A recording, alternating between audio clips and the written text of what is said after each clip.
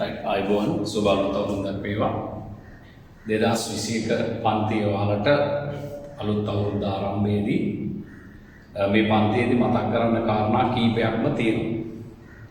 පළවෙනිම කාරණාව තමයි අගෝස්තු මාසයේ විභාගයේ පැවැත්වුණොත් මේ වෙනකොට මාස 7ක කාලයක් තමයි ඉතිරි වෙලා තියෙන්නේ සම්පූර්ණ විෂය නිර්දේශය ආවරණයට සහ ප්‍රශ්න පත්‍ර සාකච්ඡාවට මේ හැම දෙයකටම ඉතුරු වෙලා තියෙන්නේ මාස 7ක කාලයක් තමයි ඉතිරි වෙලා තියෙන්නේ.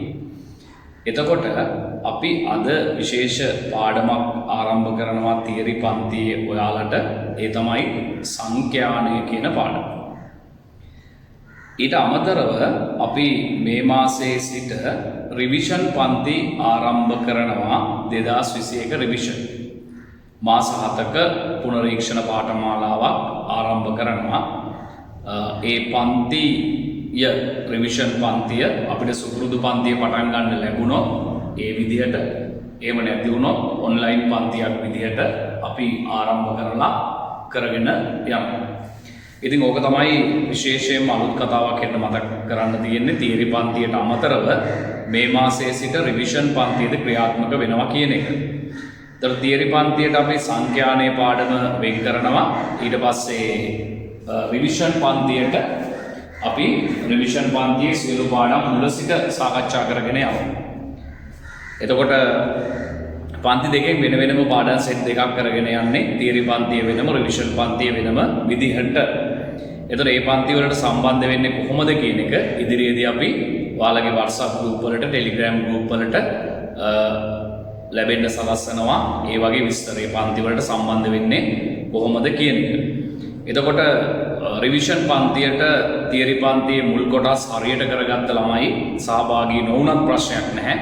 හැබැයි මුල් පාඩම් කරගන්න බැරි වෙච්ච අය, එතකොට පාඩම් මගහැරිච්ච අය, සමහරට පාඩමට හිටියත් කාලයක් පාඩම් කරන්න නැතුව පාඩම අමතක වෙච්ච අය, මේ හැමෝටම රිවිෂන් පන්තියට සම්බන්ධ වෙන්න පුළුවන්. සම්බන්ධ වෙලා ඒ වැඩ ටික සාර්ථකව කරගෙන යන්න. ඒ ටික තමයි විශේෂයෙන් මතක් කරන්න තියෙන්නේ. දැන් අපි මාස 7ක ප්ලෑන් එකක් එක්ක තමයි දැන් ඉස්සරහට යන්න තියෙන්නේ. මාස 7ක ප්ලෑන් එකක්. එතකොට මේ මාස 7ේදී සම්පූර්ණ විෂය නිර්දේශය ඉවර කරන්න පුළුවන්ද කියන ප්‍රශ්නේ සමහරුන්ගේ හිතේ තියෙනවා. සරලම උත්තරේ ඔව්, එහෙම කරන්න පුළුවන්. අපි මාස 5න් වුණත් මේ අදාළ කොටස අවසන් කරන්න.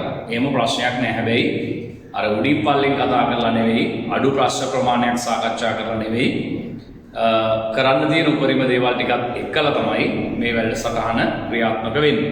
ඉතින් ඒ නිසා මේ මාස 7වත් සමහර කට්ටිය වැඩ නොකරපු අය මේ මාස 7වත් හරියට වැඩ කරන්න. එතකොට වැඩේ ගොඩදා ගන්න පුළුවන්.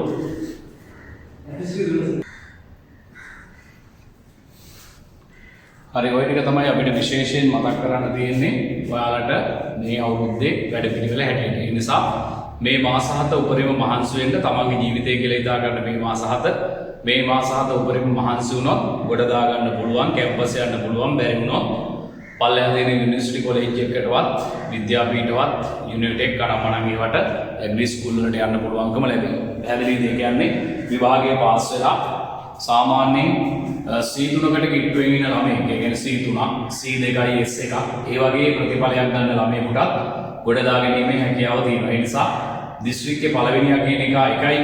පැහැදිලිද? දිස්ත්‍රික්කයේ පළවෙනියා වෙන්නේ එකෙක් විතරයි. එතකොට පුළුවන් නම් උත්සාහ කරන්න දිස්ත්‍රික්කයේ පළවෙනියා වෙන්න. එහෙම බැරි අය හැමෝම උත්සාහ කරන්න විශ්වවිද්‍යාලයක හෝ වෙනත් උපාධියක් හදාරන්න පුළුවන් දෙයකට විභාගය ලියලා පාස් වෙන්න උපරිම උත්සාහ කරන්න. පැහැදිලිද? එතකොට අපි අද පටන් ගන්න පාඩම තමයි සංඛ්‍යානයේ පාඩම. එතකොට මේ පාඩමේ මාර විශේෂත්වයක් තියෙනවා. ඒ තමයි හැම අවුරුද්දකදීම සංඛ්‍යානයේ පාඩමේ ප්‍රශ්නයක් ඇවිල්ලා තියෙනවා. ඒ කියන්නේ 2015 ඉඳන් මේ දක්වා තිබ්බ සියලුම ප්‍රශ්න පත්‍රවල 2020 දක්වා තිබ්බ සියලුම ප්‍රශ්න පත්‍රවල සංඛ්‍යානයේ ප්‍රශ්නයක් තිබිලා තියෙනවා. ඒක තියෙන රචනා ප්‍රශ්නයක් විදියට. රචනා ප්‍රශ්නයක් විදියට තියෙන සංඛ්‍යානයේ ප්‍රශ්නේ.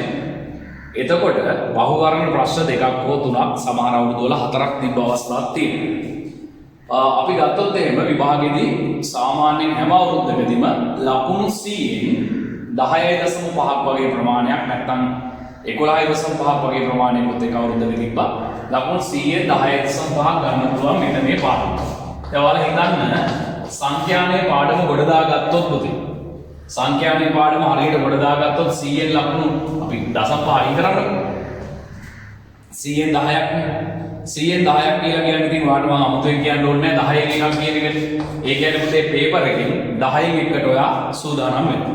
ඉතින් මෙහෙම පාඩමක් අපේ සිලබස් එකේ තවත් නැත. මෙහෙම පාඩමක් අපේ සිලබස් එකේ තවත් නැත. පැහැදිලිද? ඒ කියන්නේ පේපර් එකෙන් 10න් එකක් එන පාඩමක් තවත් නැහැ. මේක මහා ලොකු පාඩමකුත් නෙවෙයි. සාමාන්‍ය පාඩමක් ලොකු අමාරු කාරණාවක් නැහැ. හරියට කරොත් හරියට ඉගෙන ගත්තොත් ලේසියෙන්ම ගොඩ දා ගන්න පුළුවන් පාඩමක් තමයි මේ සංඛ්‍යානය කියලා කියන්නේ. ඒ නිසා ඔයා මේ අත ගහන්නේ පේපර් එකේ ලකුණු වලින් 10න් එකක්. මේක විෂය නිර්දේශයෙන් 10න් එකක් නෙවෙයි. විෂය නිර්දේශයෙන් 10න් එකක් නෙවෙයි. විෂය නිර්දේශයෙන් 25න් එකක්. විෂය නිර්දේශයෙන් 25න් එකක්. හැබැයි පේපර් එකෙන් 10න් එකක්. විෂය නිර්දේශයෙන් 25න් එකක් කියවත් ලොකු පාඩම් එක බලනකොට පුතේ දැන් සංඛ්‍යානේ පොඩි පාඩමක්නේ. බලය පාඩම, තාපේ පාඩම, ද්‍රවස්ථිතිය තරල ගති විද්‍යාව දැවැන්ත පාඩම්. ඒතර එච්චර වෙලාවක් යන්නේ නැහැ. එහෙම බලපුවාම විෂය නිර්දේශයෙන් 40න් එකක් විතර මේ පාඩම තියෙන්නේ. විෂය නිර්දේශයෙන් 40න් එකක් විතර තියෙන්නේ. හැබැයි පේපර් එකේ 10න් එකක්. ඒ නිසා ලකුණු ගන්නවා නම් ඔන්න පාඩම. එහෙනම් සංඛ්‍යානය. එහෙනම් අපි බලමු මොකක්ද මේ සංඛ්‍යානය කියන්නේ කියලා. මොකක්ද මේ සංඛ්‍යානය කියන්නේ කියලා බලමු. මුල තියෙන තියරි ටිකක්. මේ තියරි ටිකෙන් විභාගයේදී ප්‍රශ්න අහලා තියෙන ඉතාම අඩුයි නැති තරම්.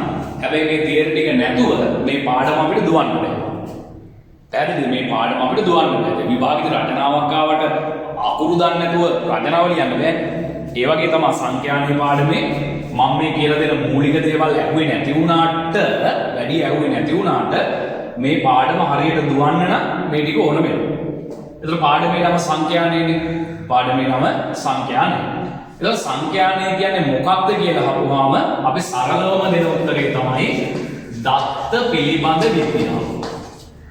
දත්ත පිළිබඳ විද්‍යාවට අපි කියන්නේ සංඛ්‍යානය කියලා. දත්ත පිළිබඳ විද්‍යාව. අපි ඒකට කියනවා සංඛ්‍යානය කියලා. දත්ත පිළිබඳ විද්‍යාව. පැහැදිලිද? දත්ත පිළිබඳ විද්‍යාව සංඛ්‍යානය. හැබැයි ඉතින් කවදාවත් විභාගෙදී අහලා නැහැ සංඛ්‍යානය යන කුමක්ද කියලා. එච්චර මොළද ප්‍රශ්න පේපර් එකේදී බලාපොරොත්තු වෙන්න එපා. ඒ නිසා මේක කටපාඩම් කරගත්තට වැඩක් නැහැ. දල වශයෙන් මතක තියාගන්න. දත්ත පිළිබඳ විද්‍යාවට අපි කියනවා මොකක් කියලාද? සංඛ්‍යානය කියලා. දත්ත පිළිබඳ විද්‍යාව. එහෙනම් කොහොමද කියන්නේ?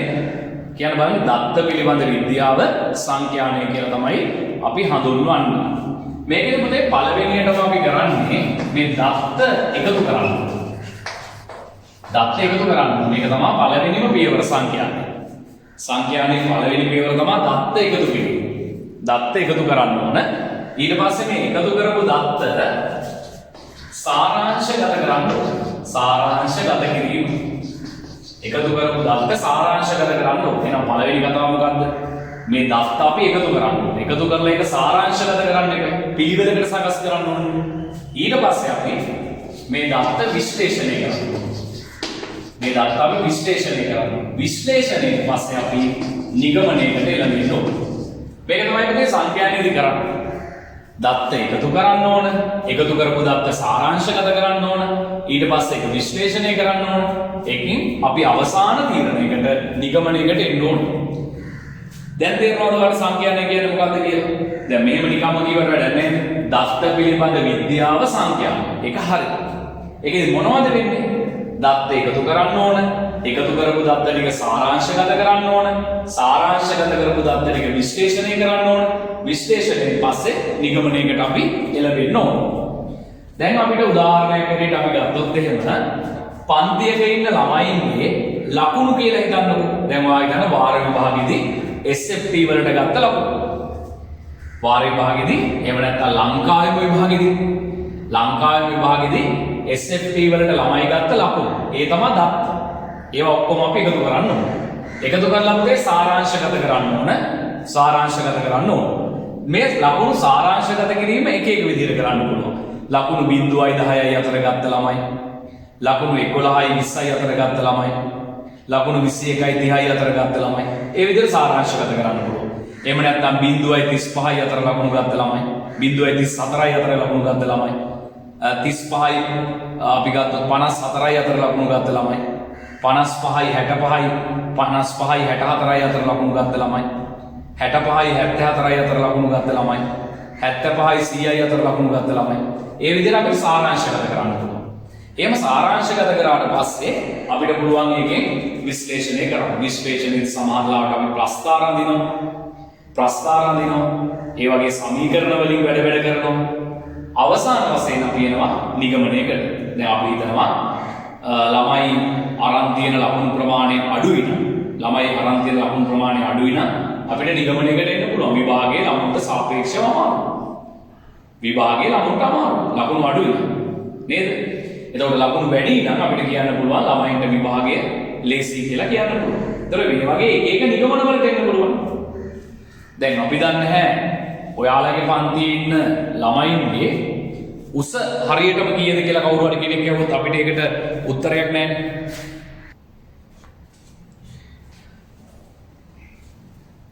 පන්තියේ ඉන්න ළමයින්ගේ උස පිළිබඳව නැත්නම් බර පිළිබඳව දැන් මේ පන්තියේ ඉන්න ළමයිගේ බර කීයද කියලා අහුවාම අපිට හරිය උත්තරයක් නැහැ. ඒතර අපි කරන්නේ පන්තියේ ඉන්න එක එක ළමයාගේ බර කිරනවා. ඒ තමයි දත් එකතු කිරීම. ඊට පස්සේ අපි සාරාංශගත කරනවා. ඊට පස්සේ ඒක විශ්ලේෂණය කරලා නිගමනයකට එනවා. දැන් අපිට පුළුවන් නේ ඔය ඔක්කොම ළමයින්ගේ බරවල් ටික එකට එකතු කරන්න. ඔක්කොම ළමයින්ගේ බරවල් ටික එකතු කරලා ළමයි ගානේ බෙදන්න. ඒකට මතකනේ කීව පොඩි කාලේ සාමාන්‍යයෙන් නැත්නම් මධ්‍යයන්ට හොයනවා කියලා කියන්නේ. ඒතර අපිට පුළුවන් නිගමනයකට එන්න මේ පන්තියේ ඉන්න ළමයින්ගේ සාමාන්‍ය බර කීයද? එක එක ළමයාගේ බර එක එක ගන්න. ඒ වුණාට අපිට පොදුවේ කියන්න පුළුවන් මේ පන්තියේ ඉන්න ළමයින්ගේ 13 වසරේ ඉන්න ළමයින්ගේ බර සාමාන්‍යයෙන් කොච්චරද කියලා අපිට කියන්න පුළුවන්. හරි. එහෙනම් දැන් හරි නේද? මොකද්ද සංඛ්‍යානය කියන්නේ? දත්ත පිළිබඳ විද්‍යාව සංඛ්‍යානය. මොකද්ද මේකෙදි වෙන්නේ? දත්ත එකතු කරනවා, දත්ත සාරාංශගත කරනවා, දත්ත විශ්ලේෂණය කරනවා, නිගමනයකට එනවා. ඕක තමයි සංඛ්‍යානය කියලා කියන්නේ. තවත් කට්ටිය මෙන්න මේ විදිහට සංඛ්‍යානය හඳුන්වනවා දත්ත මගින් තොරතුරු ලබා ගැනීමේ විද්‍යාව. තොරතුරු ලබා ගැනීමේ විද්‍යාව. දත්ත මගින් තොරතුරු ලබා ගැනීමේ විද්‍යාව සංඛ්‍යානය කියලා හඳුන්වනවා. දත්ත මගින් තොරතුරු ලබා ගැනීමේ විද්‍යාව සංඛ්‍යානය. කොහොමද කියන්නේ? දත්ත මගින් තොරතුරු ලබා ගැනීමේ විද්‍යාව සංඛ්‍යානය. දත්ත වලින් කොහොමද අපි තොරතුරු ලබා ගන්නේ? ඒ විද්‍යාවට අපි කියනවා සංඛ්‍යානය කියලා. දත්ත මගින් තොරතුරු ලබා ගැනීමේ විද්‍යාව.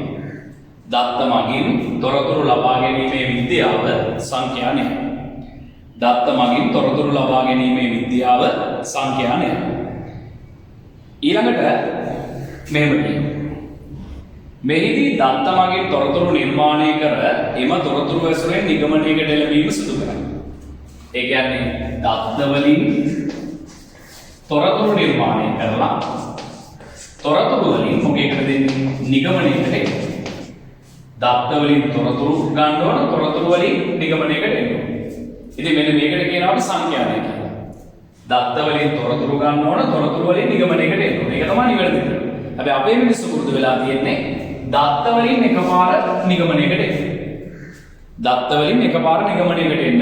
මේක වැරදි ක්‍රමයක්.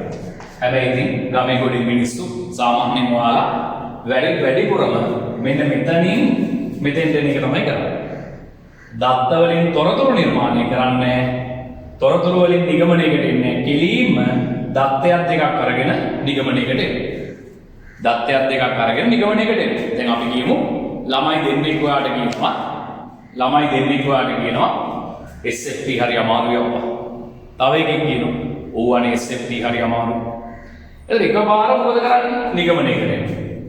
එහෙම නෙවෙයි දත්ත ගොඩාක් එකතු කරන්න ඕනේ. දත්ත ඔය 3-4ක් එකතු කරගත්තට මදි. ළමයි 4500ක තොරතුරු දත්ත ටික ගන්න ඕනේ. දත්ත ටික අරගෙන ඒකෙන් තොරතුරු නිර්මාණය කරලා ඒකෙන් නිගමනයකට එන්න. හුඟක් මිනිස්සු කරන්නේ දත්ත වලින් එකපාර නිගමනයකට එනවා. ඒක වැරදි ක්‍රමයක්. හරි. දත්ත මගින් තොරතුරු ලබා ගැනීමේ විද්‍යාව සංඛ්‍යානයයි. මෙහිදී දත්ත මගින් තොරතුරු නිර්මාණය කර එම තොරතුරු ඇසුරෙන් නිගමනයකට එළඹීම සිදු කරයි. දත්ත මගින් තොරතුරු නිර්මාණය කළ තොරතුරු වලින් තමයි නිගමනයකට එන්නේ. ඒක තමයි හරි ක්‍රමය ඒක තමයි සාර්ථක ක්‍රමය. දත්ත මගින් එකවර නිගමනයකට එළඹීම සුදුසු නැහැ. මෙන්න මේ කතාව ගැන තමයි කියන්නේ. දැන් පුතේ අවසන් නිගමනයේ නිවැරදි බව තීරණය කරන්නේ කවුද? මෙන්න මෙයා.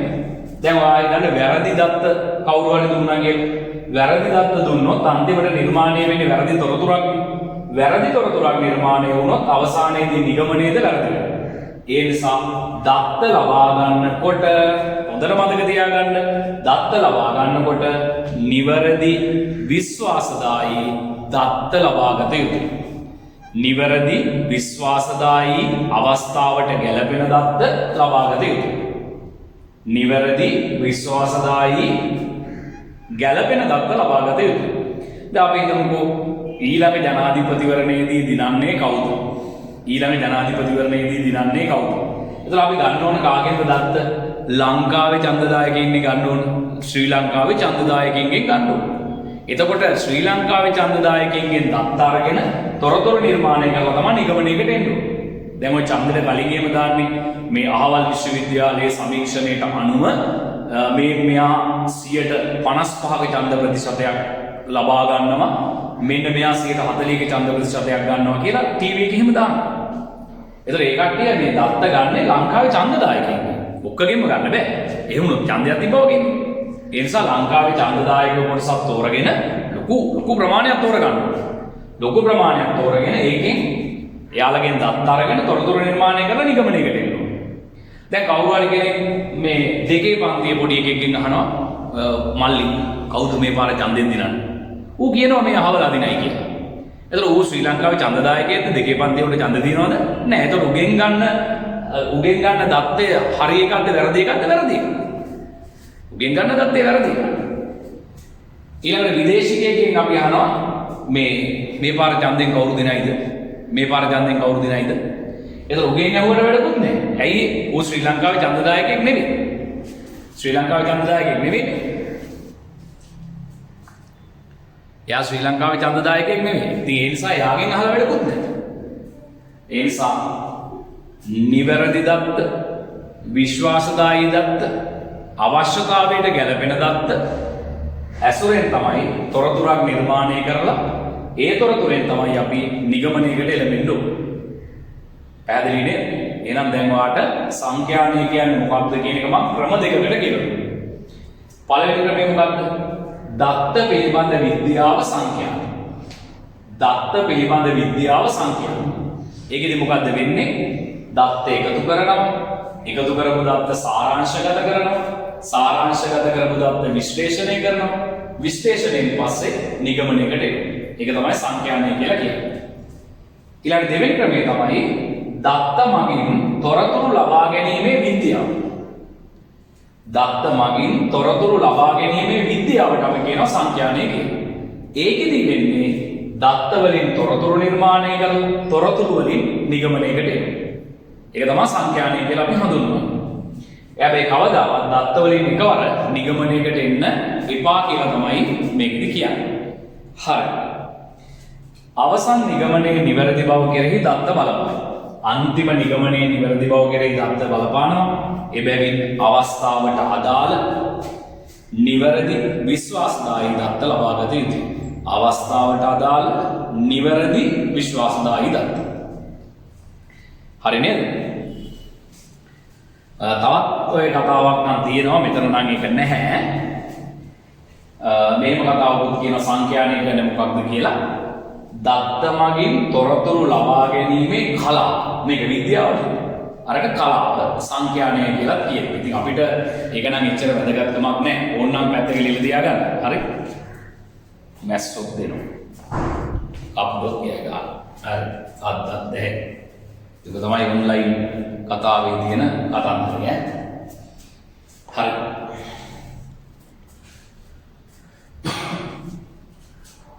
අවසන් නිගමනයේ නිවැරදි බව කෙරෙහි දත්ත බලපායි. ඒ බැවින් අවස්ථාවට අදාළ නිවැරදි හා විශ්වාසදායී දත්ත ලබාගත යුතුය. දැන්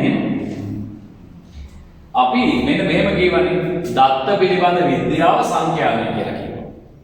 ඊළඟ දත්ත මගින් තොරතුරු ලබා ගැනීමේ විද්‍යාව සංඛ්‍යානය කියලා කියනවා. දැන් මම ඔයාගෙන් අහනවා දත්ත කියන්නේ මොනවද? data දාන කාඩ්ද? data කියන්නේ මොනවද? දත්ත කියන්නේ මොනවද? data දත්ත සමහර මුලින්ම කියවනේ data කියලානේ. data. එතකොට මම මෙහෙම කිව්වොත් හරිද බලන්න. තොරතුරු නිර්මාණය කිරීම සඳහා භාවිතා කරන මූලික ඒකක. තොරතුරු නිර්මාණය කිරීම සඳහා භාවිතා කරන මූලික ඒකක. අන්න ඒවට අපි කියනවා මොනවා කියලාද?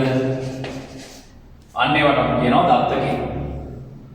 තොරතුරු නිර්මාණය කිරීම සඳහා භාවිතා කරන මූලික ඒකක දත්ත ලෙස හඳුන්වනවා. කොහොමද කියන්නේ? තොරතුරු නිර්මාණය කිරීම සඳහා භාවිතා කරන මූලික ඒකක දත්ත ලෙස හඳුන්වනවා. තොරතුරු හදන්න අපිට මොනවද ඕන? දත්ත. ඒ තොරතුරු නිර්මාණය කරන්න පාවිච්චි කරන මූලික ඒකක වලට කියනවා අපි දත්ත කියලා. විභාගෙදී අහන්නේ දත්ත කියන්නේ මොකක්ද කියලා. නමුත් දැනගෙන තියෙන්න බෑ. තොරතුරු නිර්මාණය කිරීම සඳහා භාවිතා කරන මූලික ඒකක. අපි ඒවට කියනවා මොනවා කියලාද? දත්ත කියලා.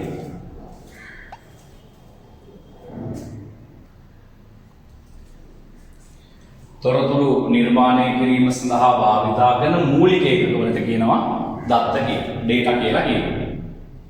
තොරතුරු නිර්මාණය කිරීම සඳහා භාවිතා කරන මූලික ඒකක දත්ත ලෙස හඳුන්වනවා.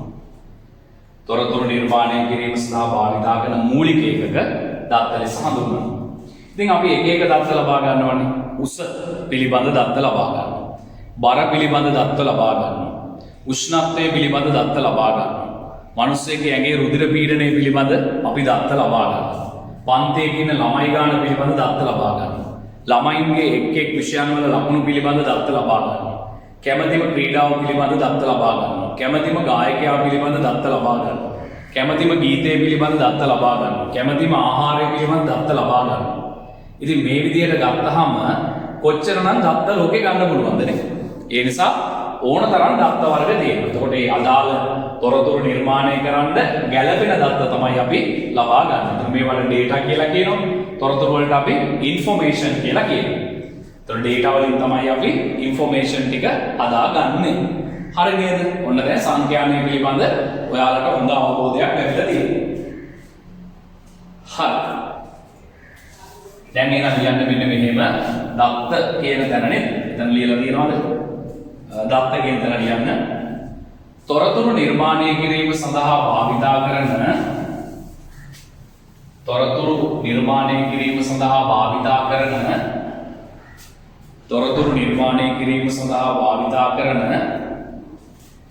මූලික ඒකක තොරතුරු නිර්මාණය කිරීම සඳහා තොරතුරු නිර්මාණය කිරීම සඳහා භාවිතා කරන මූලික ඒකක තොරතුරු නිර්මාණය කිරීම සඳහා භාවිතා කරන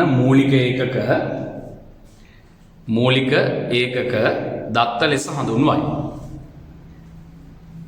දත්ත ලෙස හඳුන්වයි.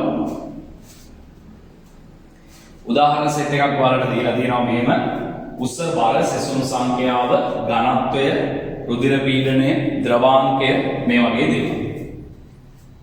ඊට පස්සේ අපිට තියෙන්නේ දත්ත වර්ගීකරණය කියන කොටස. දත්ත වර්ගීකරණය කියන කොටස තියෙන්නේ මේ විදිහට දත්ත ප්‍රධාන වර්ග දෙකකට බෙදලා තියෙනවා. පළවෙනි වර්ගයට කියනවා සංඛ්‍යාත්මක දත්ත කියලා කියනවා. සංඛ්‍යාත්මක දත්ත. දරුවාට පොඩි අදහසක් එනවා. ඒ දත්තේ උතේ සංඛ්‍යාවකින් කියන්න පුළුවන්. දත්තේ සංඛ්‍යාවකින් කියන්න පුළුවන්. පන්තියේ ඉන්න ළමයි ගන්න. පන්තියේ ඉන්න ළමයි ගන්න. රුධිර පීඩනය සංඛ්‍යාවකින් ඉලක්කමකින් කියන්න පුළුවන් නේ. ඒවට කියනවා අපි සංඛ්‍යාත්මක දත්ත කියලා. දෙවෙනි දත්ත වර්ගයට කියනවා අපි ගුණාත්මක දත්ත කියලා. ගුණාත්මක දත්ත. ඒ ගුණාත්මක දත්ත කියන මොකද ඉලක්කමකින් කියන්න බෑ, සංඛ්‍යාවකින් කියන්න බෑ. මේ සමහර දේවල් තියෙනවනේ ඉලක්කමකින් කියන්න බැරි ඒවා. දැන් උදාහරණයක් තමයි කැමැතිම වර්ණය මොකක්ද කියලා ඇහුවොත් ඔයා කියනවා දම් පාට කියලා. දැන් දම් පාට කියන ඉලක්කමකින් කියන්න බෑනේ. දැන් මේ ටොපියක් ගන්න දීලා ඔයාගෙන් ටොපිය රහ කොච්චරද කියලා ඇහුවොත් එහෙම ඔයාට රහයි කියයි, ඔයා ගොඩක් රහයි කියයි, රහ නෑ කියයි, මං කැමතිම නෑ කියයි. ඒ මොනවා කීවත් ඔයාට ඉලක්කමක් කියන්න බෑනේ. ටොපියේ රහ පිළිබඳ ඉලක්කමක් කියන්න බැහැ. ඒ වගේ ඒවාට කියන්නේ අපි ගුණාත්මක தත්ත කියලා. ඉලක්කමකින් කියන්න පුළුවන් නම් සංඛ්‍යාත්මක தත්තයක්. ඉලක්කමකින් කියන්න බැයි නම් ඒක ගුණාත්මක தත්තයක්. ඊට පස්සේ මේ සංඛ්‍යාත්මක தත්ත නැවත අපි වර්ග දෙකකට බෙදෙනවා. සම්තතික தත්ත. එකක් තමයි සම්තතික தත්ත කියලා කියනවා. සම්තතික දත්ත දෙවෙනි වර්ගයට කියනවා අපි විවික්ත දත්ත කියලා. සම්තතික දත්ත සහ විවික්ත දත්ත කියලා වර්ග දෙකකට බෙදෙනවා. සංඛ්‍යාත්මක දත්ත. මේ ගුණාත්මක දත්ත අපි නැවත වර්ග දෙකකට බෙදෙනවා. ඒ තමයි ප්‍රවර්ග සහ ක්‍රම සූචක. මෙන්න මේ විදිහට අපිට ගුණාත්මක දත්ත නැවත වර්ගීකරණය කරන්න පුළුවන්. එහෙනම් මොකද්ද කතාව? දත්ත ප්‍රධාන වර්ග දෙකයි සංඛ්‍යාත්මක දත්ත සහ ගුණාත්මක දත්ත. මම කියන ඉලක්කමකින් සංඛ්‍යාවකින් කියන්න පුළුවන් වෙනවා. හැබැයි මේවා ඉලක්කමකින් සංඛ්‍යාවකින් කියන්න බෑ. එතකොට මේ සංඛ්‍යාත්මක දත්ත නැවත වර්ග දෙකයි සම්තතික දත්ත සහ විවික්ත දත්ත. ගුණාත්මක දත්ත නැවත වර්ග දෙකයි ප්‍රවර්ග සහ ක්‍රම සූචක කියලා නැවත වර්ග දෙකයි. දැන් අපි කතා කරන්න යන්නේ මෙන්න මේ මාතෘකා ටික ගැන වෙනම සාකච්ඡා කරගෙන යන්නයි අපි හදන්නේ. හරි. එහෙනම් අපි වැඩේ පටන් ගමු මේ විදිහට. දත්ත වර්ගීකරණය. දත්ත දෙකට බෙදලා තියෙනවා ඉස්සෙල්ලාම සංඛ්‍යාත්මක දත්ත, ගුණාත්මක දත්ත. සංඛ්‍යාත්මක දත්ත සහ ගුණාත්මක දත්ත. සංඛ්‍යාත්මක දත්ත නැවත වර්ග දෙකකට බෙදලා තියෙනවා සම්තතික දත්ත සහ විවික්ත දත්ත. සම්තතික දත්ත සහ විවික්ත දත්ත කියලා වර්ග දෙකකට බෙදලා තියෙනවා. ගුණාත්මක දත්ත නැවත වර්ග දෙකයි ප්‍රවර්ග සහ ක්‍රම සූචක. ප්‍රවර්ග සහ ක්‍රම සූචක කියලා නැවත වර්ග දෙකකට බෙදලා තියෙනවා. හරි. මොකක්ද තියෙන්නේ බලන්න ඊළඟට? සංඛ්‍යාත්මක දත්ත. සංඛ්‍යා මගින් ප්‍රකාශ කළ හැකි දත්ත සංඛ්‍යාත්මක දත්ත ලෙස හඳුන්වනවා. සංඛ්‍යා මගින් ප්‍රකාශ කළ හැකි දත්ත වලට කියනවා සංඛ්‍යාත්මක දත්ත කියලා. සංඛ්‍යාත්මක දත්ත වර්ග දෙකකින් එනවා. ලියන්න එක සම්තතික දත්ත, දෙක විවික්ත දත්ත. එක සම්තතික දත්ත, අංක දෙක විවික්ත දත්ත.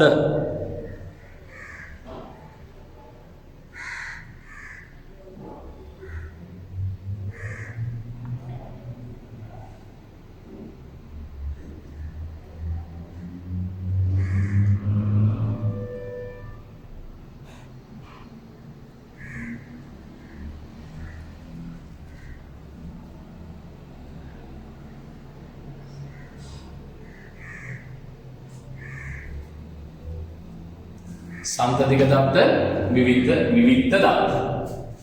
උදේ මොනවද මේ සම්තතික දත්තයි විවික්ත දත්තයි කියන්නේ? දැන් දෙකම සංඛ්‍යාවකින් ප්‍රකාශ කරන්න පුළුවන්. උදේ සම්තතික දත්තයක් කියලා කියන්නේ ස්ථිරවම සංඛ්‍යාවක් මගින් ප්‍රකාශ කළ හැකි දත්ත. ස්ථිරවම සංඛ්‍යාවක් මගින් ප්‍රකාශ කළ හැකි දත්ත. ඒතර ඔයාලයි මෙයාලා සංඛ්‍යාවකින් කියන්න බැයිද කියලා? මෙයාලට ස්ථිරවම නිශ්චිතවම සංඛ්‍යාවකින් කියන්න පුළුවන්. දැන් උදාහරණයක් මම පැහැදිලි කරන්නම්. එතකොට ඔයාලට තේරෙයි. හරිද? පවුලක සිටින ළමයි සංඛ්‍යාව. නැත්නම් පවුලක සිටින සමාජිකයන් ගන්න. දැන් ඔයාලගේ ගෙදර සමාජිකයෝ කීයක් ඉන්නවා? පැහැදිලිද? ඔයාලගේ ගෙදර සමාජිකයෝ කීයක් ඉන්නවා? අපි හිතමු 5 දෙනෙක් ඉන්නවා. 5 දෙනෙක් ඉන්නවනේ. එතකොට ඔයාලගේ පවුලේ ඉන්න සමාජිකයෝ ගාන 5යි. දැන් කියන්න එපා අපේ පවුලේ 5.4. එයි අම්මට තා මල්ලි කම්බෙන්න ඉන්නවා. පැහැදිලිද? හම්බෙන්න ඉන්නවා වැඩක් නැහැ. එතකොට සමාජිකයා කොහොමද? අම්මා විතරයි. ඒ අම්මගේ මල්ලිට මාස 5යි 6යි ඒව අපිට අදාළ නැහැ. හරිද? ඒ නිසා සංඛ්‍යාත්මක දත්ත නිශ්චිතව ප්‍රකාශ කරන්න පුළුවන්. පන්තියේ ඉන්න ළමයි ගන්න. අපි හිතමු 603. අපේ පන්තියේ ඉන්න ළමයි ගන්න 603. පන්තියක සිටින ළමයි ගන්න 603. හැබැයි කොහෙවත් ඉන්නවද අපේ පන්තියේ 603යි කාලයි. කකුලක් තියෙනවා වෙනම ඩෙත් එක. කකුලක් විතරයි තියෙන්නේ. ඇඟේ ඉතුරු ටික නැහැ. එහෙම වෙන්න විදිහක් නැහැ. ඒක පන්තියේ ඉන්න ළමයි ගන්න මේ කෙලින් 603. තේරුණාද? පවුලේ ඉන්න සමාජිකයෝ ගාන 5යි. අපේ පන්තියේ ඉන්න ළමයි ගාන 603. ඒවා වෙනස් වෙන්නේ නැහැ නේද? ඒ නිසා හොඳට මතක තියාගන්න සම්තතික දත්ත කියන්නේ අන්න ඒවා. සම්තතික දත්ත කියන්නේ අන්න ඒවා. ඒ කියන්නේ නිශ්චිතවම සංඛ්‍යාවක් වලින් ප්‍රකාශ කළ හැකි දත්ත. නිශ්චිතවම සංඛ්‍යාවක් වලින් ප්‍රකාශ කළ හැකි දත්ත වලට කියනවා සම්තතික දත්ත කියලා. ඒක නිශ්චිතයි. හැබැයි දැන් විවික්ත දත්තයක් මම කියන්නම්. විවික්ත දත්තය. මං අහනවා ඔයාගෙන් ඔයා කිලෝ කීයද? ඔයාගේ ස්කන්ධය කීයද කියලා මං අහනවා. ඔයාගේ ස්කන්ධය කීයද කියලා අහනවා. උගක් වෙලාවට අපිට සාමාන්‍යයෙන් මේ පාඩම් වලදී බර කියලානේ කියන්නේ. මිනිස්සු අහන්නේ එහෙමනේ ඔයාගේ බර කීයද? එහෙමනේ අහන්නේ. අපි තුමු ඔයා කිලෝ 60ක් කියලා. මං අහනවා ඔයාගේ ඔයාගේ බර කීයද කියලා. ඔයා කියනවා මං නම් සර් කිලෝ 60යි. හැබැයි මං අහනවා ඔයාගෙන් 60මද කියලා. ඔයා කියනවා නෑ සර් 60යි ග්‍රෑම් 100ක් විතර තියෙනවා. 60යි ග්‍රෑම් 100ක් විතර තියෙනවා. 60යි ග්‍රෑම් 100ක් විතර තියෙනවා. මම ඔයාගෙන් අහනවා එතකොට 60යි ග්‍රෑම් 100මද කියලා. ඒතර ඔයා කියනවා නෑ සර් නිකන් 105ක් වගේ තියෙනවා. මම මේ වටේලා කිව්වේ. මම අහනවා ග්‍රෑම් 105මද කියලා. ඒතර ඔයා කියනවා නෑ සර් ග්‍රෑම් 105.4ක් තියෙනවා. මම 4 කිව්වේ නෑ සර්ට. මම අහනවා කිලෝ 60යි ග්‍රෑම් 105.4මද කියලා. ඔයා කියනවා නෑ සර් 4යි 3යි කියලා කියනවා. මං අහනවා 4යි 3මද කියලා. ඔයා කියනවා නෑ සර් දෙකකුත් තියෙනවා. එහෙම කියලා කියනවා. මං අහනවා ඔයාගෙන් දෙකමද කියලා. එතකොට ඔයා කියනවා නෑ සර් එකකුත් තියෙනවා. දැන් මේක පුතේ ඉවරයක් වෙන්නේ නැහැ නේ. මං අහනවා ඔයා තව ඉලක්කමක් කියනවා. නේද? එතකොට මේක ඉවරයක් වෙන්නේ නැහැ. මෙන්න මේ වගේ தත්ත වලට කියනවා විවිධ දත්ත කියලා. සංඛ්‍යාත්මකව ප්‍රකාශ කළ හැකි හැබැයි නිශ්චිතව. සංඛ්‍යාත්මකව ප්‍රකාශ කළ හැකි සංඛ්‍යාත්මකව ප්‍රකාශ කරලා තියෙනවා හැබැයි නිශ්චිතව කියන්නේ මම අහනවා ඔයාගෙන් අද දවසේ උෂ්ණත්වය කීයද? ඔයා කියනවා සෙල්සියස් අංශ 31යි කියලා. මම අහනවා හරියටම 31ද? ඔයා කියනවා නෑ සර් තව දශම දෙකක් තියෙනවා. මම දශම දෙක කීවේ නෑ. මේ දෙක මම හංග ගත්තා. එහෙම කියලා ඔයා කියනවා. එතන මම අහනවා 31.2මද? නෑ ඔයා කියනවා නෑ සර් 2යි 3යි. මම ගේ 3ක් හංග ගත්තා. එහෙම කියලා කියනවා. ඊට පස්සේ මම අහනවා 2යි 3මද කියලා. ඔයා කියනවා නෑ සර් 4කුත් තියෙනවා. මං අහනවා 2යි 3යි 4මද කියලා. ඔයා කියනවා නෑ සර් එකකුත් තියෙනවා. දැන් මේක ඉවරයක් වෙනවද? ඉවරයක් වෙන්නේ නැහැ. අන්න ඒවට තමයි කියන්නේ විවිධ දත්ත කියලා. දැන් තේරුණාද? දැන් මේ වගේ මේ වෙනස් වෙන්නේ නැහැ. ඔයාලා පවුලේ සමාජිකයෝ කීයද? ඔයා කියනවා 5යි කියලා. මං අහනවා 5මද කියලා. ඔයා කියනවා ඔව් 5මයි කියලා. තේරුණාද? අපේ පන්තියේ ළමයි ගාන කීයද? 603යි. 603මද? දශම නැද්ද? නැහැ. තේරුණාද? එහෙනම් අන්න ඒ වගේ දත්ත වලට කියනවා සන්තතික දත්ත කියලා. සංඛ්‍යාත්මකව ප්‍රකාශ කළ හැකි නමුත් නිශ්චිතව ප්‍රකාශ කරන්න බැරි දත්ත වලට කියනවා විවිධ දත්ත කියලා. හැබැයි මේවා මොකද යම් පරාසයකටයි තියෙන්නේ. පරාසයකටයි තියෙන්නේ. දැන් උදාහරණයක් ගත්තොත් ඔයා 60 කිලෝ මෙහෙම ගානක් දෙන්නේ. 60 කිලෝ මේ ගානක් දෙන්නේ. හැබැයි මට ඕන නම් ඔයාලට පරාසයක් ගන්න පුළුවන් කිලෝ 60ක් 61ක් අතර.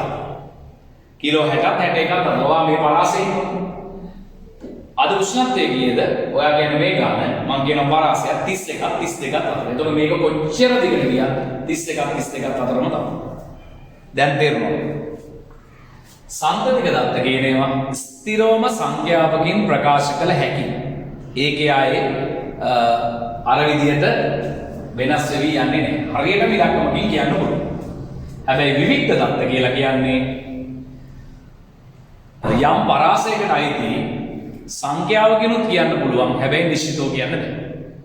ඒවට කියනවා විවිධ දත්ත කියලා. හරියට සන්තතික දත්ත.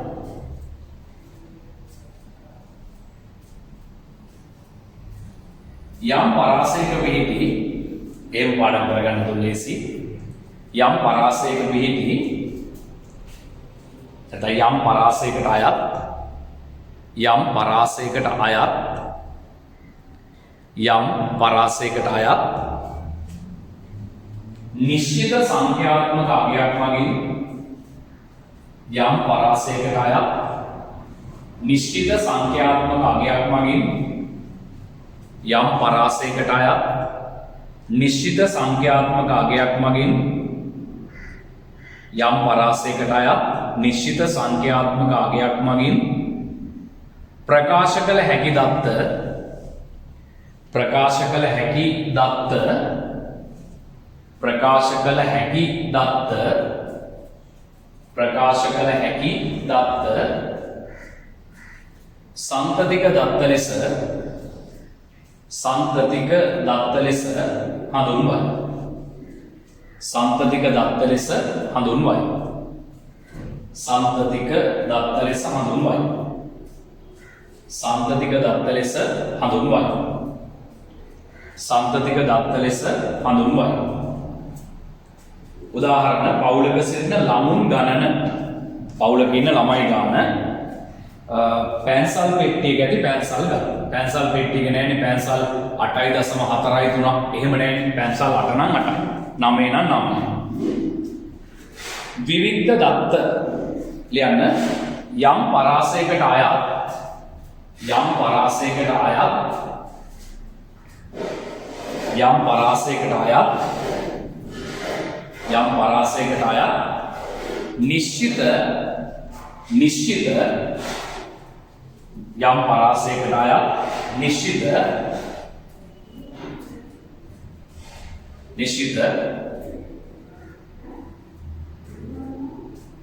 නිශ්චිත යම් පරාසයකට අයත් නිශ්චිත සංඛ්‍යාවක් මගින්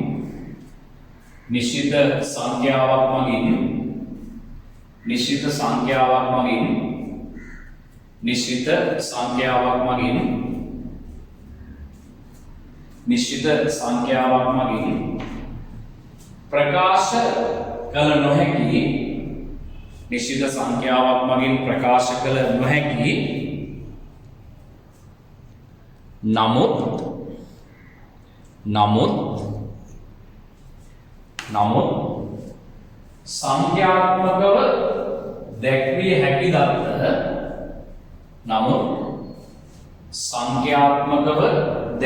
හැකි දත්ත සංඛ්‍යාත්මකව දැක්විය හැකි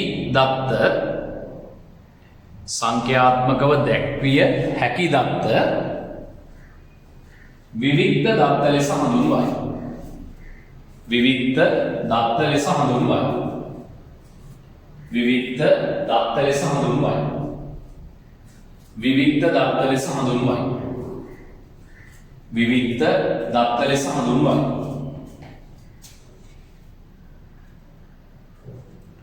වැරදිට තේරුම් ගන්න එපා ඈ.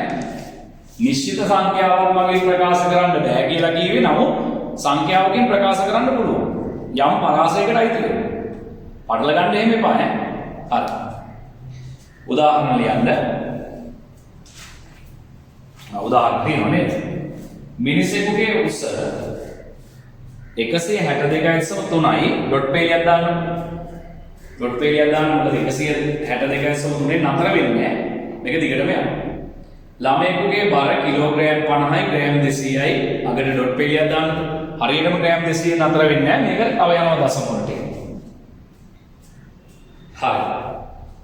ඊට පස්සේ තියෙන්නේ ගුණාත්මක දත්තනේ. ගුණාත්මක දත්ත කියන්නේ මොකක්ද? සංඛ්‍යාත්මකව ප්‍රකාශ කළ නොහැකි දත්ත. සංඛ්‍යාත්මකව ප්‍රකාශ කරන්න බැරි දත්ත වලට කියනවා ගුණාත්මක දත්ත කියලා. සංඛ්‍යාත්මක නොවන දත්ත ගුණාත්මක දත්ත වෙනවා. සංඛ්‍යාත්මක නොවන දත්ත ගුණාත්මක දත්ත වෙනවා කියන්නේ ඒවා වර්ග දෙකකින් ලියන්න එක. ඔතන තියෙන පිළිවෙලට ලියමු. එක ක්‍රමසූචක. පළවෙනි එක ක්‍රමසූචක. දෙවෙනි එක ප්‍රවාර්ග.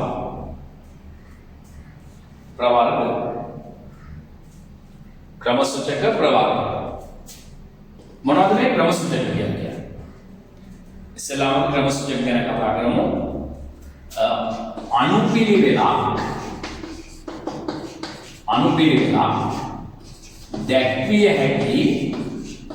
අනුපිළිවෙලක් දැක්විය හැකි ගුණාත්මක දත්තවලට කියන්නේ ක්‍රමසූචක කියලා. අනුපිළිවෙලක් දැක්විය හැකි ගුණාත්මක දත්තවලට අපි කියනවා මොනවා කියලාද? ක්‍රමසූචක කියලා. අනුපිළිවෙලක් දැක්විය හැකි ගුණාත්මක දත්තවලට කියනවා මොනවා කියලාද? ක්‍රමසූචක කියලා කියනවා. ඒ වගේ අනුපිළිවෙලක් තියෙනවා. අනුපිළිවෙලක් දැක්විය හැකි ගුණාත්මක දත්තවලට කියන්නේ මොනවා කියලාද? ක්‍රමසූචක කියලා කියනවා. මොනවද අනුපිළිවෙලක් තියෙන ගුණාත්මක දත්ත? දැන් අධ්‍යාපන මට්ටම කෙනෙක්ගේ අධ්‍යාපන මට්ටම. දැන් මේ විදිහට අනුපිළිවෙලක් හදන්න බැයිද? ඔන්න ශිෂ්‍යත්වයේ සමත් වූ අසම. 8 ශ්‍රේණියේ සමත් වූ අසම. සාමාන්‍ය පෙළ සමත් වූ අසම. උසස් පෙළ සමත් වූ අසම. ඩිප්ලෝමාවක් ලබා ගත්ත නොගත්ත. උපාධියක් ලබා ගත්ත නොගත්ත. ඔය විදිහට අනුපිළිවෙලක් සකස් කරන්න පුළුවන්. දැන් ටොපියක් දීලා ටොපියේ රස අනුපිළිවෙලකට සකස් කරන්න පුළුවන්. ඉතා අකමැති, තරමක් කැමති, කැමති, ඉතා කැමති. එතකොට ඒක අනුපිළිවෙලක් දක්වන්න පුළුවන්. එතකොට ඒකට කියනවා ක්‍රම සූචකයක් කියලා. එහෙනම් අනුපිළිවෙලක් දැක්විය හැකි ගුණාත්මක தත්ත්වවලට කියන්නේ ක්‍රම සූචක කියලා. අනුපිළිවෙලක් දැක්විය නොහැකි ගුණාත්මක தත්ත්වවලට කියනවා අපි ප්‍රවර්ග කියලා. අනුපිළිවෙලක් දැක්විය නොහැකි ගුණාත්මක தත්ත්වවලට කියන්නේ ප්‍රවර්ග කියලා. මොනවද අනුපිළිවෙලක් දක්වන්න බැහැ? කැමැතිම ක්‍රීඩකයා. අනුපිළිවෙලක් තියනවද? ක්‍රීඩකයන්ට අංකයක් තියනවද? නැහැ. අනුපිළිවෙලක් නැහැ. කැමැතිම වර්ණය. අනුපිළිවෙලක් නැහැ. එතකොට අනුපිළිවෙලක් නැත්තම් ඒක අයිති වෙන්නේ ප්‍රවර්ග කියන කොට තමයි අයිති වෙන්නේ. හරි අපි ලියමු. ගුණාත්මක දත්ත වර්ග දෙකයි කියලා ලියමු ක්‍රම සූචක. ලියන්න අනුපිළිවෙලක්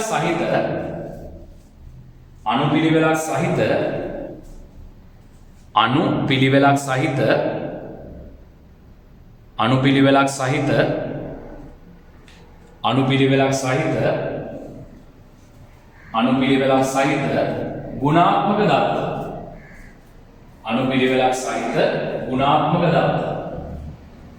අනුපිළිවෙලක් සහිත ගුණාත්මක දත්ත ක්‍රම සූචක ලෙස හඳුන්වනවා. අනුපිළිවෙලක් සහිත ගුණාත්මක දත්ත ක්‍රම සූචක ලෙස හඳුන්වනවා. අනුපිළිවෙලක් සහිත ගුණාත්මක දත්ත ක්‍රම සූචක ලෙස හඳුන්වනවා. උදාහරණ අධ්‍යාපන මට්ටම ඒක විතරක් මතක තියාගන්න. ප්‍රවර්ග ලියන්න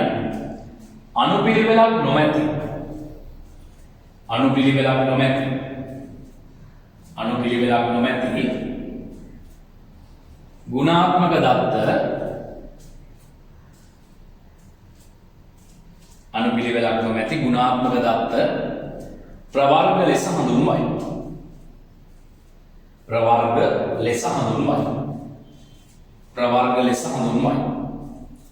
අනුපිළිවෙලක් නොමැති ගුණාත්මක දත්ත ප්‍රවර්ග ලෙස හඳුන්වයි.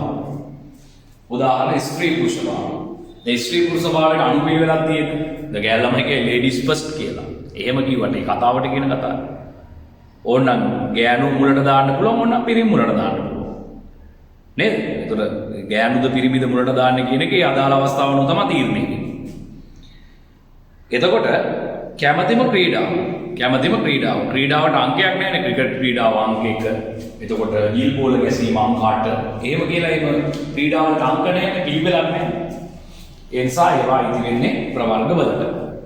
හරි දැන් එතකොට ඔයාලා මේ වෙනකොට ඉගෙන ගත්ත මොකක්ද?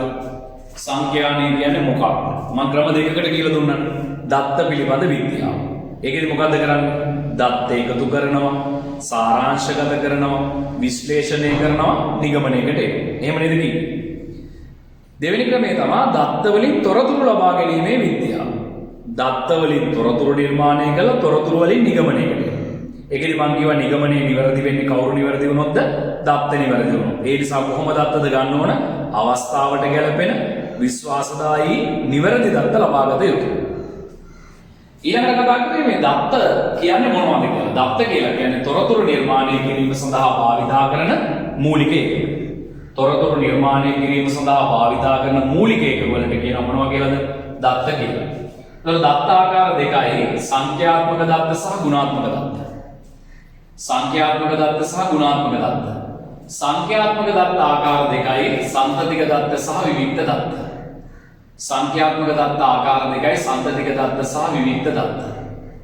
ගුණාත්මක දත්ත ආකාර දෙකයි ප්‍රවර්ග සහ ක්‍රම සූචක. එකක් ප්‍රවර්ග අනිත් එක තමයි ක්‍රම සූචක කියලා කියන්නේ. ප්‍රවර්ග සහ ක්‍රම සූචක කියලා කියන්නේ. මොකක්ද සන්තතික දත්තයක් කියලා කියන්නේ? යම් පරාසයකට අයිති නිශ්චිත වූ සංඛ්‍යාවකින් ප්‍රකාශ කරන්න පුළුවන්. යම් පරාසයකට අයිති නිශ්චිත වූ සංඛ්‍යාවකින් ප්‍රකාශ කරන්න බැරි වුණාට සංඛ්‍යාත්මකව ප්‍රකාශ කරන්න පුළුවන්. ක්‍රම සූචක දත්ත කියලා කියන්නේ අනුපිළිවෙලක් තියෙන ගුණාත්මක දත්ත. ප්‍රවර්ග කියලා කියන්නේ මොනවද? අනුපිළිවෙලක් නැති ගුණාත්මක දත්ත. හරි එතකොට ওই ටික තමයි ඒ අර්ථයේදී අපි සාකච්ඡා කරේ. දැන් අපි කතා කරේ දත්ත කියන්නේ මොනවද? දත්ත වර්ග කරන්නේ කොහොමද කියලා මේ සාකච්ඡාව ගෙනිච්චේ. එතකොට දැන් අපි සාකච්ඡා කරන්න යන්නේ දත්ත ලබා ගන්න කොහොමද කියලා. දත්ත අපි එකතු කරන්න ඕනේ. මේ දත්ත අපි ලබා ගන්න කොහොමද කියලා තමයි සාකච්ඡා කරන්න යන්නේ. දත්ත ලබා ගැනීම, දත්ත ලබා ගන්න, දත්ත එකතු කරන ක්‍රම හතරක් ටියුට් එකේ විස්තර කරලා තියෙනවා. දත්ත එකතු කරන, දත්ත ලබා ගන්න ක්‍රම හතරක් ටියුට් එකේ විස්තර කරලා තියෙනවා. එතකොට මම එකින් එක ඔයාලට පැහැදිලි කරන්න. පළවෙනි එක තමයි ඍජු නිරීක්ෂණය නේ. ඍජු නිරීක්ෂණය පළවෙනි එක ඍජු නිරීක්ෂණය. දෙවෙනි ක්‍රමයට කියනවා අපි සම්මුඛ සාකච්ඡා මගින්. සම්මුඛ සාකච්ඡා මගින් පළවෙනි එක ඍජු නිරීක්ෂණය කියන ක්‍රමය, දෙවෙනි එක සම්මුඛ සාකච්ඡා මගින් කියන ක්‍රමය. තුන්වෙනි ක්‍රමය තැපැල් මාර්ගික ප්‍රශ්නාවලි මගින්. තැපැල් මාර්ගික ප්‍රශ්නාවලි මගින්. හතරවෙනි එක අපි දාලා තියෙන්නේ දුරකථන, SMS, ඊළඟට Facebook, WhatsApp ඔයාලා මම ඒ වගේ ක්‍රම අපි කතා කරගොත් එහෙම. එතකොට මොනවද මේ ඍජු නිරීක්ෂණය? සම්මුඛ සාකච්ඡා මගින්, තැපැල් මාර්ගික ප්‍රශ්නාවලිය මගින්, දුරකථන, SMS, Facebook වගේ ක්‍රම වලින්. එතකොට මම මේ ලියලා තියෙන ක්‍රම හතරක් විතරයි. දත්ත ලබා ගන්න තවත් ක්‍රම තියෙනවා. නමුත් අපි සාකච්ඡා කරන්නේ මෙන්න මේ ක්‍රම හතර ගැන විතරයි. ඍජු නිරීක්ෂණය සම්මුඛ සාකච්ඡා මගින්, තැපැල් මාර්ගික ප්‍රශ්නාවලිය මගින්, දුරකථන, SMS, Facebook මගින් කියන කතාව. එතකොට පුතේ ඍජු නිරීක්ෂණය කියලා කියන්නේ මෙන්න මේ වගේ උදාහරණයක්. ඍජු නිරීක්ෂණය හන්දියක් පසු කරගෙන යන වාහන ගණන. හන්දියක් පහු කරගෙන යන වාහන ගණන. ඒක පුතේ ඍජු නිරීක්ෂණය. හන්දියක් පහු කරගෙන යන වාහන ගණන. දැන් අපි හන්දියකට වෙලා ඉඳගෙන ගන්න. ඒක ඍජු නිරීක්ෂණය යටතයි ඉදිරියේ. ඊළඟට ළමයෙකුගේ උස බර මැනීම. ළමයෙකුගේ ඒක හරියට වැදිලා නැහැ. ළමයෙකුගේ උස නැත්තම් බර මැනීම. තරාදිය තිබ්බා කිරුවා. ලියගත්තා. ඒක ඍජු නිරීක්ෂණය. හන්දියක් පහු කරන වාහන ගණන ගයින එක, ළමයින්ගේ බර කිරණ එක, ළමයිගේ උස මනින එක, ඒවට අපි කියන්නේ ඍජු නිරීක්ෂණ කියලා. ඒක එක ක්‍රමයක්. හරි. තව එකක් තමයි සම්මුඛ සාකච්ඡාව. සම්මුඛ සාකච්ඡා මගින් දත්ත ලබා ගන්න පුළුවන්. හැබැයි සම්මුඛ සාකච්ඡා මගින් දත්ත ලබා ගන්නකොට වැඩි කාලයක් ගත වෙනවා. වැඩි කාලයක් ගත වෙනවා කියන්නේ අනිත් පැත්තෙන් වැඩි වියදමක් ගත වෙනවා කියන එක. නේද? වැඩි කාලයක් ගත වෙනකොට වැඩි වියදමකුත් වැය වීමක් වෙනවා. ඒ නිසා සම්මුඛ සාකච්ඡා මගින් දත්ත ලබා ගන්න පුළුවන්. ඒ අපි තොරතුරු ලබා ගන්න, එහෙම නැත්නම් දත්ත ලබා ගන්න සමාජිකයෝ ගන්න අඩුයි නම් අපිට සම්මුඛ සාකච්ඡා මගින් දත්ත ලබා ගන්න පුළුවන්. හැබැයි ඉතින් සමහර දත්ත අපිට ලබා ගන්න බෑනේ. දැන් සත්තු පිළිබඳ ලබා ගන්න දත්ත සම්මුඛ සාකච්ඡාවකින් ගන්න දෙන්නේ. දැන් බල්ලෙක් එක්ක අපි කතා කරනවා මොනවද ඔබ කන්න කැමතිම කෑම. ඒ බල්ලයා නිකන් වෙන බල්ලෙක් කියනවා මොනවද ඔබ කන්න කැමතිම කෑම. දැන් එහෙම අපිට ගන්න බෑනේ. සම්මුඛ සාකච්ඡා මගින් අපිට දත්ත ලබා ගන්න පුළුවන් වෙන්නේ මිනිස්සුත් එක්ක තමයි. මිනිස්සුන්ගෙන් තමයි සම්මුඛ සාකච්ඡා වලින් දත්ත ලබා ගන්න පුළුවන්කම තියෙන්නේ. එතකොට මේකෙදි අර සමාජිකයෝ ගන්න අඩු වුණොත් තමයි සම්මුඛ සාකච්ඡා වලින් දත්ත ලබා ගන්න ලේසි. හැබැයි මේකේ තව ප්‍රශ්නයක් තියෙනවා. සම්මුඛ සාකච්ඡා වලින් දත්ත ලබා ගන්න එකේ මේකෙන් ගන්න බැහැ පුතේ අතිශය පෞද්ගලික දත්ත. අතිශය පෞද්ගලික දත්ත ගන්න බැහැ. මොනවද අතිශය පෞද්ගලික දත්ත කියලා කියන්නේ? අතිශය පෞද්ගලික දත්ත කියන්නේ දැන් අපි ගත්තොත් එහෙම ඔයාගේ ලිංගිකත්වයේ පිළිබඳ දත්ත සම්මුඛ සාකච්ඡා වලින් ගන්න පුළුවන්ද? එතකොට මත්ද්‍රව්‍ය වල භාවිතය පිළිබඳ දත්ත සම්මුඛ සාකච්ඡාව මගින් ගන්න පුළුවන්ද? දැන් මම මේ පන්තියේ ඉන්න පිරිමි ළමයි එක එක්කෙනාව ගෙන්න ගන්නවා. එක එක්කෙනා එනවා සම්මුඛ සාකච්ඡාව. දැන් ඇවිල්ලා ඉස්සරහින් වාඩි වෙනවා. ඊට පස්සේ මම අහනවා එයාගෙන් මත්ද්‍රව්‍ය භාවිතය පිළිබඳ ප්‍රශ්න ටිකක් අහනවා. මම අහනවා එයාගෙන් ඔයා සිගරට් බීලා තියෙනවද? ඒක සමහර කොල්ලෝ මගෙන් අහනවා සර් සිගරට් කියන්නේ මොනවද? මම අහනවා එහෙනම් ඔයා බීඩි හරි සුරුට්ටු හරි බීලා තියෙනවද? ඕක කියනවා මොකද්ද? මම මේ බීඩි කියන නම අදමයි එන්නේ. සුරුට්ටු කියන නම අදමයි එන්නේ. මොනවද? ඒ කට්ටිය පුතේ මොනවද දෙන්නේ නැද්ද? සම්මුඛ සාකච්ඡාවලදී මොනවද දෙන්නේ නැද්ද? පෞද්ගලික දත්ත දෙන්නේ නැහැ. අතිශය පෞද්ගලික දත්ත දෙන්නේ නැහැ. අතිශය පෞද්ගලික දත්ත දෙන්නේ නැහැ. දැන් මම ඇහුවොත් එහෙම ඔයා කන්න කැමති කැමතිම පළතුරු වර්ගය මොකක්ද කියලා ඇහුවොත් ඔයා කියනවා පෙයස්. ඒක කෙලින්ම කියනවනේ. ඒක පෞද්ගලික දත්තය. නමුත් අතිශය පෞද්ගලික දත්ත නෙමෙයි. අතිශය පෞද්ගලික දත්ත කියලා කියන්නේ ලිංගිකත්වය පිළිබඳ, මත්ද්‍රව්‍ය භාවිතය පිළිබඳ වගේ දත්ත. ඒවා තැපැල් මාර්ග මේ සමුක සාකච්ඡා මගින් ගන්න බෑ. කීවත් කියන්නේ බොරු. කීවත් කියන්නේ බොරු. ඒතකොට බොරු දත්තට ලැබෙන්නේ. ඒතකොට අවසාන නිගමනය කොහොමත් වරදිනවා. නේද? දැන් ලිංගිකත්වය පිළිබඳ ප්‍රශ්න ඇහුවොත් එහෙම මම අහන්නේ ප්‍රශ්න. හරිද? මෙතන අහන්නේ පන්තිදී නම් මම අහනවා. ලිංගිකත්වය පිළිබඳ ප්‍රශ්න. නේද? දැන් 13 ශ්‍රේණියේ ඉගෙන ගන්න දරුවෙක්ගෙන් එහෙම නැත්නම් අපි හිතමු දැන් අපි ගියා කියලා මේ ගාමන් ෆැක්ටරි එකට මම 13 මාසයක් කට්ටිය පැත්තේ ඉතින්ම හරිද සැර වැඩි වෙනව නැත්නම් ගාමන් ෆැක්ටරි එකට ගිහිල්ලා අපි ඒකේ තෝරගන්නවා කසාද නොබැඳපු අය.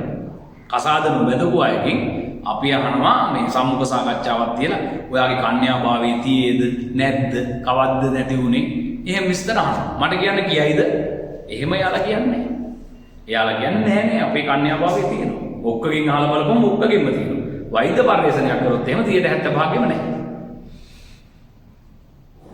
නේද? බොරුවක් නෙවෙයි මම කියන්නේ. ඒ නිසා මතක තියාගන්න සම්මුඛ සාකච්ඡාවලින් අතිශය පෞද්ගලික දත්ත ලබා ගන්න බැහැ. ඒකේ තියෙන ලොකු ගැටලුවක්. පැහැදිලිද? දැන් ඔය සමහර සමීක්ෂණ කරන අය, සමහර පර්යේෂණ කරන අය පර්යේෂණ පවත්වනවා මේ ගණිකාව පිළිබඳව. ඒතකොට දැන් ගණිකාවගේ සම්මුඛ පරීක්ෂණයක් තියලා මේ ටික අහන්න ගියොත් එහෙම හරි අමාරුයි යාගේ හරි තොරතුරු ටික ගන්නනේ. ඒක වතාවක් ලංකාදීප පත්තරේ වෙන්න ඕන ප්‍රධාන ආටිකල් එකක් දාලා තිබ්බා. ලංකාවේ ඉන්න මේ ගණිකා වෘත්තියට එළඹුණේ කොහොමද? මේක මේ ලිපිය සකස් කරන්නේ මට මතක හැටියට ජයවර්ධනපුර විශ්වවිද්‍යාලය හෝ කැලණිය විශ්වවිද්‍යාලයේ මහාචාර්යවරයෙක් තමයි මේ ලිපිය සකසන්නේ. ඒතර යාගේ පර්යේෂණයක් තමයි මේ කාන්තාව ගණිකා වෘත්තියට එන්නේ කොහොමද කියන්නේ. එතකොට අපි හිතන්නේ ගණිකාව කියවහම එයාලා ඇඟ විකුණලා සල්ලිත් අරගෙන තෘප්තිමත් වෙන පිරිසක් කියලානේ. හැබැයි මේ පර්යේෂණ වාර්තාව කියනකොට තේරෙනවා එහෙම කාන්තාවෝ ඉන්නේ 10%ටත් වඩා අඩු ප්‍රමාණයක්. කියන්නේ ඇඟ විකුණලා සල්ලි අරගෙන තෘප්තිමත් වෙන කාන්තාව. හැබැයි 90% අර සමහරලාට කරන්න දෙයක් නැතිකමට එහෙම කරන කට්ටිය ලු ඉන්නේ. පැහැදිලිද මගේ මෙතනදී මේ හරහා විස්තරාත්මකව පැහැදිලි කරන්න බලාපොරොත්තු වෙන්නේ නැහැ. පැහැදිලිද? පන්ති පටන් ගත්ත දවසක මගෙන් අහන්නකො. ඒතර මගේ ලිපියේ තිබ්බ සියලුම දේවල් කියන්නම්. මගේ පෞද්ගලික තොරතුරු නෙවෙයි මම මේ කියන්නේ. පැහැදිලිද? මේ ලිපියේ තිබ්බ තොරතුරු. ඒ ලිපිය මම කියවලත් ගොඩක් කල්. හරි. නමුත් ඉතින් ඒක අදටත් මම හිතන්නේ ඒ විදිහටම තමයි. හරි. කියන්නේ අපි හිතනවාට වඩා අර වෙනස් කතාවක් තමයි ඒක ඇතුලේ තියෙන්නේ. දුක හිතන කතාවක් තමයි ඒක ඇතුලේ තියෙන්නේ. ඒ නිසා අපි ඒක පන්ති පටන් ගත්තාම මගෙන් අහන්නකෝ. එතකොට මම ඔයාලට ඒ ගැන මතක් කරලා දෙන්න. මේකෙදි මේවා කියලා ඊට පස්සේ නේද මාර ප්‍රශ්න ගොඩක් ඇති වෙයි. මොකද අපේ සමහර සර්ලටත් මේ වගේ ප්‍රශ්න ඇති වෙලා දින ඔන්ලයින් එකේ සර් කෙනෙක් කතාවක් කියවහම ඒ කතාවේ පොඩි කොටසක් අරගෙන සමහර කට්ටිය Facebook දාලා YouTube දාලා ඒ ගුරුවරුන්ගේ තියෙන අර தත්ත්වේ නැති කරනවා. එහෙම ඉන්නවනේ එක්තරා පිරිසක් අර නිකන් තමුන් කියන්නද මන් දන්නේ නැහැ. හරි එහෙම නිකන් අනුන්ගේ ඕපයක් හොයාගෙන ඒක ප්‍රසිද්ධ කරලා ඒකෙන් මුදල් හම්බ කරන ගොබ්බියෝ පිරිසක් ලංකාවේ ඉන්නවා. හරිද? ඒ කියන්නේ සම්පූර්ණ වීඩියෝ එකම දැම්මම නම් ප්‍රශ්නයක් නැහැ නේද? දැන් ගුරුවරයෙක් ඔයා හිතන්නකෝ මේ පාඩමක් කරගෙන යනකොට ගාණක් වරදින්න බෑද?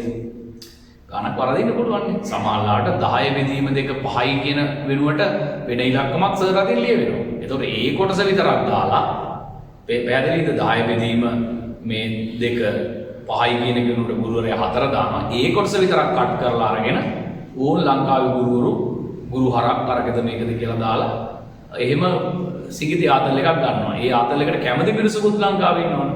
දැන් පහුගිය දවස්වල වලට මතකනේ Facebook එකේ YouTube එකේ මොනවද ජනප්‍රිය වුනේ කියලා. දැන් YouTube එකේ බණ තියෙනවා. YouTube එකේ පාඩම් තියෙනවා. බලන්නකො ඒවට දෙන views ගන්න බොහොම පොඩ්ඩයි. හැබැයි ඔය එක එක්කෙනා දෙන ආතල් ටික බලන්නකො. පොඩි ආතල් ටික මම කියන්නේ ඔය වැරද්දක් කියනවා නෙවෙයි. ඔය සමහර දේවල් කාටවත් කරදරයක් නැති ආතල්නේ. හැබැයි අනුන්ගේ දේවල් හොයාගෙන ඒවා Facebook දාලා YouTube දාලා එහෙම කරනවා නම් ඉතින් අමුතුම જાතියක් නේද? හරි. එතකොට දැන් අපි හිතියේ මෙතනනේ සම්මුඛ පරීක්ෂණ මගින් සම්මුඛ සාකච්ඡා මගින් දත්ත ලබා ගැනීම. අපි කිව්වේ මේ අතිශය පෞද්ගලික දත්ත ලබා ගන්න බෑ කියලා කිව්වේ මේ ක්‍රමය. ඊළඟ පොතේ තැපැල් මාර්ගික ප්‍රශ්නාවලිය මගින්. දැන් මේකේදී ඔයාලට මතකද මේ තැපැල් මාර්ගික ප්‍රශ්නාවලිය කියලා කියන්නේ පුංචි මේ ඇප්ලිකේෂන් එකක්. එහෙම නැත්නම් පුංචි ප්‍රශ්නාවලියක් හදලා අපි මිනිස්සුන්ට දෙන්න. දීලා අපි කරනවා මේක අපිට තැපැලෙන් එවන්න. හැබැයි එහෙම කිව්වොත් නම් මිනිස්සු වැඩි ප්‍රමාණයක් එවන්නේ නැහැ. ඒ නිසා අපි කරන්න ඕන අපේ නම ලිපිනේ ලියපු ලියුම් කවරයකට මුද්දරයකට අලවලා තමයි ওই ප්‍රශ්නාවලිය දාලා දෙන්න ඕනේ. එතකොට තමයි මිනිස්සු පුරවල එවන්නේ. හැබැයි ඒත් මිනිස්සු කියනවා කොයි ඉතින් මේ ගම් ටිකක්වත් දුන්නේ නැහැ නේ කියලා ටිකක්වත් දුන්නේ නැහැ නේ මේ කලවන්නේ ඒ නිසා එවන්න වෙන්නේ නැහැ කියලා. ඒ හින්දා මේ තැපැල් මාර්ගික ප්‍රශ්නාවලිය වල තියෙන ලොකුම ගැටලුව තමයි පුතේ ප්‍රතිචාර. ඒ කියන්නේ 100 දෙනෙකුට ප්‍රශ්නාවලිය දුන්නොත් එහෙම ඕකෙන් 10 දෙනෙක්වත් එවන්නේ. ඒ කියන්නේ එවන්න අකමැත්ත නෙමෙයි. සමහරව ප්‍රශ්නාවලිය පුරවනවා. හැබැයි පිරෙව්වට ඒ කට්ටිය අර තැපැල් කන්තරුවට ගිහිල්ලා දාන්නකො කම්මැලි. ඒ නිසා තැපැල් මාර්ගික ප්‍රශ්නාවලිය වල තියෙන ලොකුම ප්‍රශ්නය තමයි මොකක්ද? ප්‍රතිචාර අඩු වීම. මේක හොඳයි නමුත් ප්‍රතිචාර අඩු වීම. හැබැයි මේකෙන් අර වැඩේ කරගන්න පුළුවන්. මොකක්ද? අර මෙතන බැරි වුණේ අතිශය පෞද්ගලික දත්ත ගන්න. ඒක ගන්න පුළුවන්. හැබැයි ඒකෙදි අපි ඇප්ලිකේෂන් එකේ ඒ පුරවන කෙනාගේ නම නැහැ. ලිපිනේ නැහැ. දුරකථන අංකේ නැහැ. ඒ කියන්නේ එයාව හොයාගන්න බෑ අපිට. දැන් එයා මේක පුරවලා තැපැලෙන් අපිට එවනවා. හැබැයි එව්වට අපිට කවුද මේක එව්වේ? කාගේ ඇප්ලිකේෂන් එකද කියලා අපිට හොයන්න බෑ. අන්න එතකොට අතිශය පෞද්ගලික දත්ත ගන්න පුළුවන්. ඒ නිසා තැපැල් මාර්ගික ප්‍රශ්නාවලිය වලින් අතිශය පෞද්ගලික දත්ත ගන්න පුළුවන්. අතිශය පෞද්ගලික දත්ත ගන්න පුළුවන්. ඉතින් ඒක වාසිය. තැපැල් මාර්ගික ප්‍රශ්නාවලිය. අතිශය පෞද්ගලික දත්ත ගන්න පුළුවන්. ප්‍රතිචාර අඩු වීම ලොකුම ගැටලුව. එතකොට මේ ප්‍රශ්නාවලිය පුතේ සරල වෙන්න ඕනේ. ඒ කියන්නේ මේකේ මේ ගොඩාක් ලොකුවට පුරවන්න පැහැදිලිද මේකේ ගොඩාක් තොරතුරු දාන්න තියෙනවා නම් මිනිස්සු පුරවන්නේ නැහැ. ඡේද පිටින් ලියන්න තියෙනවා නම් හරියක් දාන්න, කතිරයක් දාන්න, එක පේලියෙන් උත්තරයක් ලියන්න. ඔව් නැද්ද? ඒ වගේ සරල වෙන්න ඕනේ. ඒ කියන්නේ හරියට අර මේ බැංකුව වලට යන්නේ මිනිස්සු ණය ගන්න ගියාට මිනිහෙක් ණයක් ගන්න යන්නේ බැංකුවකට. ඒ මිනිස්සයා ළඟ සල්ලි ලොකු හිගයක් තියෙන හින්දානේ. ඒතකොට මේ මිනිස්සයා බැංකුවට යනවා ණයක් ගන්න.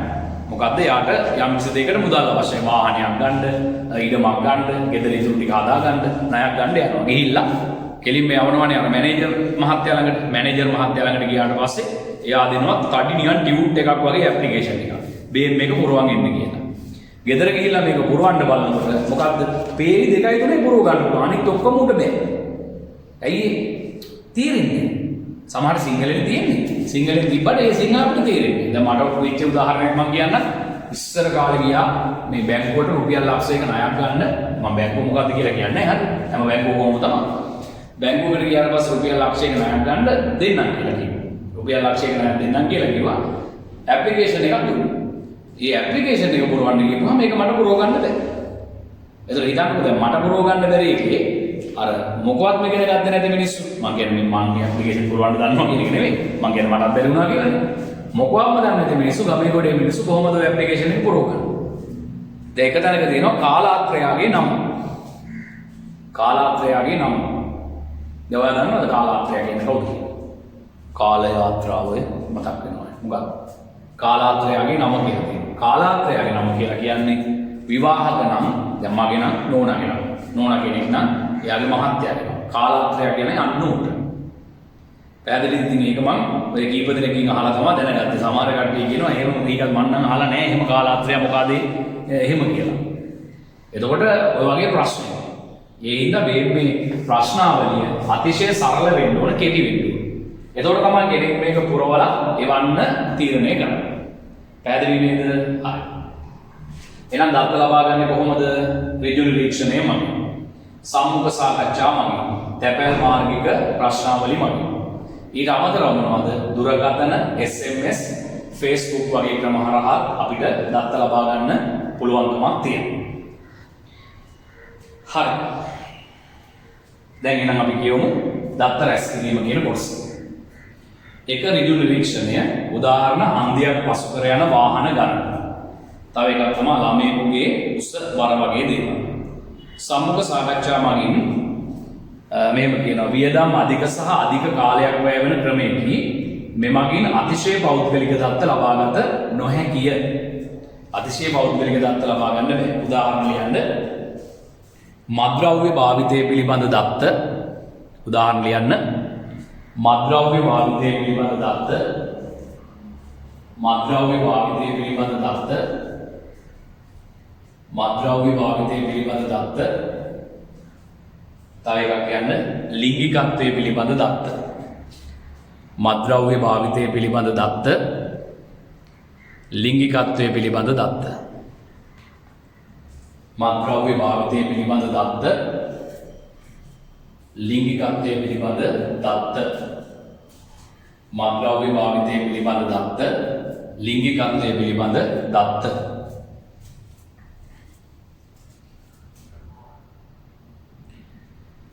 තුන්වෙනි කොටස තැපැල් මාර්ගික ප්‍රශ්නාවලි මගින් අනන්‍යතාවය හෙළි නොකිරීමෙන් අතිශය පෞද්ගලික දත්ත පවා ලබාගත හැකිය. අනන්‍යතාවය හෙළි කරන්නේ කවුද මේ කියලා පුරගත්තන හෙළි කරන්නේ නැහැ. එයා ඒක ලියන්නේ නැහැ. නමුත් අතිශය පෞද්ගලික දත්ත උනත් ගන්න පුළුවන්. ප්‍රතිචාර අඩුවීම දුර්වලතාවයකි. ප්‍රතිචාර අඩුයි කියන්නේ අපි මං කිව්වේ 100ක් ඇප්ලිකේෂන් දුන්නොත් 10ක්වත් සමහර විට තැපැලෙන් එන්නේ නැහැ. ඉතින් ඒකටත් අපි උපක්‍රමයක් යොදා ගන්නවා. දැන් අපි හිතමුකෝ අපිට ඕන ඇප්ලිකේෂන් 100ක්. ඒ නිසා අපි කරන්නේ ඇප්ලිකේෂන් 1000ක් විතර බෙදමු. 1000ක් විතර බෙදුවාම අපිට 100ක් විතර එන්න පුළුවන්. පැහැදිලිද? ඒ නිසා අර ඇප්ලිකේෂන් ප්‍රමාණය වැඩි කරන්න ඕනේ. ප්‍රශ්නාවලි ප්‍රමාණය වැඩි කරන්න ඕනේ. ඊළඟට කියනවා පිළිතුරු සපයන්නාට පහසුවෙන් අවබෝධ කරගත හැකි කෙටි හා සරල ප්‍රශ්නාවලියක් සෑදිය යුතුයි.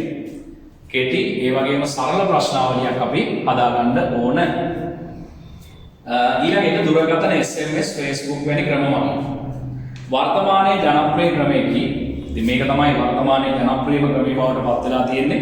ඔයාලා උනත් දැකලා ඇති මේ පෞගිය ඔය ජනාධිපතිවරණයේ කාලෙදී ඔයාලා දැකලා ඇති මෙන්න මේ වගේ දෙන්නෙක්ගේ පින්තූර දාලා නේද මෙතන ඉන්නවා සමාජ සජිත් ප්‍රේමදාස මහත්තයා, මෙතන ඉන්නවා ගෝඨාභය රාජපක්ෂ මහත්තයා. ඔයාලා කියනවා මේක නම් වැරදි ක්‍රමයක්. අපි දැකලා තියෙනවා Facebook එකේ එහෙම සජිත් ප්‍රේමදාසක කැමති කට්ටිය ලයික් එකක් දාන්න, ගෝඨාභය රාජපක්ෂට කැමති කට්ටිය කමෙන්ට් එකක් දාන්න කියලා. ලයික් එකක් දාන්න, කමෙන්ට් එකක් දාන්න කියලා ඔයාලා දාලා. දැකලා තියෙනවද? ඉතින් ඒකේ පොඩි වැරද්දක් තියෙනවා. මොකද්ද? ඔයාලා කියති මොකද්ද වැරද්ද කියලා? උදේ ලයික් එකක් දාන්න එක ලේසියිනේ. ටග් ගාලා එපුවා විතරයි. කමෙන්ට් එකක් දාන්න ටයිප් කරන්න එපා. ඒතකොට මිනිස්සු ටයිප් කරන්න කැමති නැහැ. මිනිස්සු ටයිප් කරන්න කැමති නැහැ. ඒ නිසා දෙන්නටම දෙන්න ඕනේ එකම chance එක. ඒ නිසා ඔයා මේ වගේ දෙයක් කරලා වඩා නිවැරදි මේ වගේ දෙයක්. වාගෙන සජිත් ප්‍රේමදාසට කැමති අය එක ලෙස කමෙන්ට් කරන්න, ගෝඨාභය රාජපක්ෂට කැමති අය අංක දෙක ලෙස කමෙන්ට් කරන්න කියනවා. පැහැදිලිද? එතකොට දෙකම එකයිනේ. දෙකේම තියෙන කමෙන්ට් කරන්න. එතකොට මේකෙදිත් අංකයක් ඔබනින් කරන්නේ, මේකෙදිත් අංකයක් ඔබනින් කරන්නේ. පැහැදිලිද? අන්න ඒ ක්‍රමය තමයි පාවිච්චි කරන්න ඕනේ. නැතුව එක්කෙනෙකුට ලයික් කරන්න අනිත් එක්කෙනාට කමෙන්ට් කරන්න කියන ක්‍රමේ හරි ක්‍රමයක් නෙවෙයි. මතක තියාගන්න. ඔයාලා උගක් වෙලාවට ඒක කරනවා. තේරුණාද? ඒක හිතන්න නැතුව කරන්න. සංඛ්‍යානය පිළිබඳ දැනුමක් නැතුව කරන්නේ. ඒ නිසා එහෙම කරන්න එපා. දුරකථන SMS Facebook. ඉතින් මේකේ තියෙන වාසිය තමයි පුතේ මේ වගේ ක්‍රමවලට අඩු වියදමක් කියන්නේ අද කාලේ අඩු වියදමක් කියන්නේ ලොකු වියදමක් කියන්නේ නැහැ. දුරකථන වලට යම් වියදමක් යන්න පුළුවන්. SMS වලට වියදමක් යන්න පුළුවන්. නමුත් අපි ගත්තොත් ඔය අඩු data ප්‍රමාණයකින් මේ වැඩේ කරගන්න පුළුවන්. සමහර data package තියෙනවානේ. රුපියල් 500ක් වියදම් කරලා ලොකු මේ GB ප්‍රමාණයක් අරගෙන අපිට පුළුවන් අදාළ අපේ කතන්දරේ දත්ත ටික ලබා ගන්න එක කරගන්න පුළුවන්. ඒ නිසා අඩු වියදමක් අනිත් එක දැන් අපිට පුළුවන් ලංකාවේ අයගේ තොරතුරු ටික ගන්න දත්ත ටික ගන්න විතරනේ. හැබැයි විදේශ රටවල ඉන්න කට්ටියගේ දත්ත පවා අපිට මේ ක්‍රමයෙන් ලබා ගැනීමේ හැකියාවක් තියෙනවා. ඒ නිසා වර්තමානයේ ජනප්‍රිය ක්‍රමයක්, ඉක්මන් ක්‍රමයක් නේද?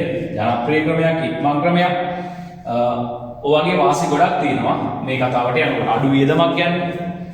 හරි. වර්තමානයේ ජනප්‍රිය ක්‍රමයකි වියදම් අඩු ක්‍රමයකි. හරි.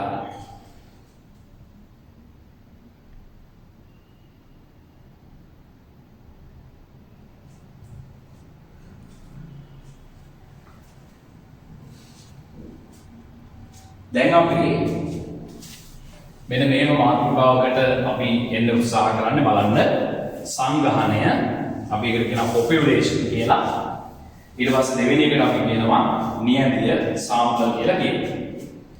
හරි දැන් අපි තොරතුරු දැනගන්න ඕනේ අපිට. තොරතුරු දැනගන්න අපි දත්ත ලබා ගන්නවනේ. තොරතුරු ලබා ගන්න අපි දත්ත රැස් කරනවා. එතකොට දත්ත රැස් කරන සියලුම ඒකක තියෙනවා. සියලුම ඒකක වලට අපි කියන්නේ සංගහනය කියලා. සියලුම ඒකක වලට කියන්නේ සංගහනය කියලා. දැන් උදාහරණයක් ගත්තොත් උදේ අපි සංගහනය කියලා කියන්නේ ශ්‍රී ලංකාවේ මීළඟ ජනාධිපතිවරයා තෝරනකොට. ශ්‍රී ලංකාවේ මීළඟ ජනාධිපතිවරයා තෝරනකොට සංගහනය කියන්නේ පුතේ ශ්‍රී ලංකාවේ ඉන්න සියලුම ඡන්දදායකයෝ. ශ්‍රී ලංකාවේ ඉන්න සියලුම ඡන්දදායකයෝ. වැවක ජලයේ දිය වෙලා තියෙන බැරලෝහ ප්‍රමාණය. වැවක ජලයේ දිය වෙලා තියෙන බැරලෝහ ප්‍රමාණය මනිනකොට වැවේ තියෙන සියලුම ජලය සංගහනය වෙනවා. වැවේ තියෙන සියලුම ජලය සංගහනය වෙනවා. පන්තියේ ඉන්න ළමයින්ගේ උස මනිනකොට පන්තියේ ඉන්න සියලුම ළමයි සංගහනය වෙනවා. පැහැදිලිද? සියලුම ඒකක තියෙන තැන තමයි සංගහනය කියලා කියන්නේ. හැබැයි පුතේ අපිට මේ යම්කිසි පර්යේෂණයක් කරනකොට යම්කිසි සොයා බැලීමක් කරනකොට අපිට මේ ඔක්කොම පිළිබඳව හොයන්න බෑනේ. ඒතර අපි තෝරගන්නවා මේකෙන් පොඩි කොටස්. මෙතනින් කොටසයි, මෙතනින් කොටසයි, මෙතනින් කොටසයි මේ වගේ කොටස් ටිකක් අපි වෙන් කරගන්නවා විවිධ ස්ථාන. ආන්ගේ වෙන් කරගන්න ඒවාට කියනවා අපි මොකක් කියලාද? සාම්පලයක් කියලා කියනවා. වෙන් කරගන්න ඒවාට අපි කියනවා සාම්පලයක් කියලා. දැන් ඔයා හිතන්නකෝ පිට්ටනියක තියෙන තනකොළ ගස් ප්‍රමාණය ගණින්න කියලා කිව්වොත් එහෙම කෙනෙක් අපෙන් අහනවා මේ පිට්ටනියේ තනකොළ ගස් කොච්චර තියෙනවද? දැන් අපිට පුළුවන් ද කියන්නකෝ තනකොළ ගස් ගන්න පිට්ටනිය 1 2 3 4 කියලා ඔක්කොම ගණින්න අමාරුයි. ඒතර අපි කරන්නේ පිට්ටනියේ තැන් කීපයක් තෝරගන්න. දැන් අපි හිතමු මේ පළවෙනි ස්ථානයේ තනකොළ ගස් 20ක් තියෙනවා කියමු. දෙවෙනි ස්ථානයේ තනකොළ ගස් 30ක් තියෙනවා. තුන්වෙනි ස්ථානයේ තනකොළ ගස් 10ක් තියෙනවා. මේ ස්ථානයේ තනකොළ ගස් 40ක් තියෙනවා කියලා හිතන්නකෝ. මෙයක් පුතේ වර්ග මීටර 1යි, මෙයක් වර්ග මීටර 1යි, මෙයක් වර්ග මීටර 1යි, මෙයක් වර්ග මීටර 1යි. හරිද? දැන් මුළු පිට්ටනියම තමයි පුතේ සංගහනය. මේ පිට්ටනියම තමයි සංගහනය. හැබැයි තමයි සාම්පල් පුතේ. මේ තමයි සාම්පල්. එතකොට මට කියන්න දැන් ඔක්කොම වර්ග මීටර කීයක්ද? 4ක්නේ. වර්ග මීටර 4ක් ඇතුලේ තනකොළ ගස් කීයක් තියෙද? 50යි 80යි 100යි. තනකොළ ගස් 100යි. එතකොට මට කියන්න මම මේක 4ෙන් බෙදනවා. හොඳද? 4ෙන් බෙදනවා. මේකත් මම 4ෙන් බෙදනවා ඈ. එතකොට මේක වර්ග මීටර එකක් වෙනවනේ. 4 4ෙන් බෙදුවා මේකයි. තනකොළ ගස් 25. තනකොළ ගස් 25. ඒකේ කියන්නේ පුතේ මේ පිට්ටනිය වර්ග මීටර එකක තනකොළ ගස් 25ක් තියෙනවා කියන්නේ. අපි તો මේ පිට්ටනිය වර්ග මීටර 1000ක එකක් කියන්නේ. මේ පිට්ටනිය වර්ග මීටර 1000ක එකක්. එතකොට එක වර්ග මීටර එක පුතේ තනකොළ ගස් 25ක් තියෙනවා නම් වර්ග මීටර 1000ක තනකොළ ගස් කීයක් තියෙනවද? 25000ක් තියෙන්නේ. තනකොළ ගස් 25000ක් තියෙනවා. එතකොට අපි පිට්ටනියම තියෙන තනකොළ ගස් කියන්නද? නැහැ. අපි කරේ සාම්පල් ටිකක් තෝරගත්තා. ඒ ටිකෙන් අපි යම් නිගමනයකට ආවා. ඊට පස්සේ අපි පිට්ටනියේ තියෙන තනකොළ ගස් පිළිබඳ තීරණයකට ආවා. තේරුණාද? හරි. එහෙනම් ලියන්න මෙහෙම සංගහනය නැත්නම් population කියලා අපි කියනවා. මෙහෙම ලියන්න තොරතුරු දැන ගැනීමට අවශ්‍ය තොරතුරු දැන ගැනීමට අවශ්‍ය තොරතුරු දැන ගැනීමට අවශ්‍ය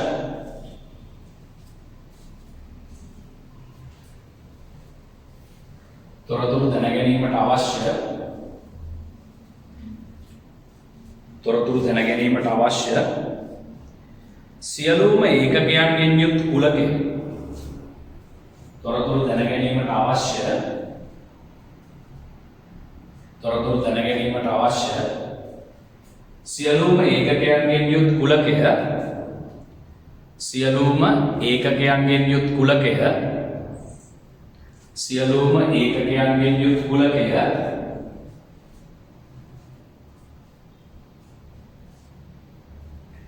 සංගහනයේ ලෙස හඳුන්වයි.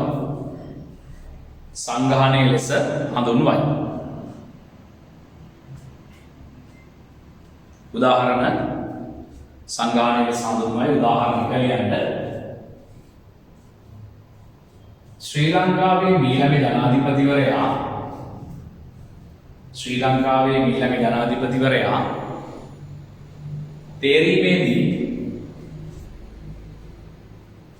ශ්‍රී ලංකාවේ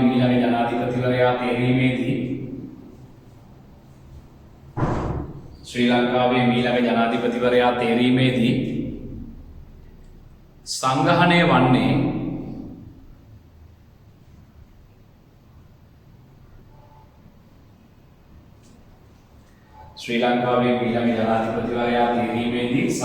වන්නේ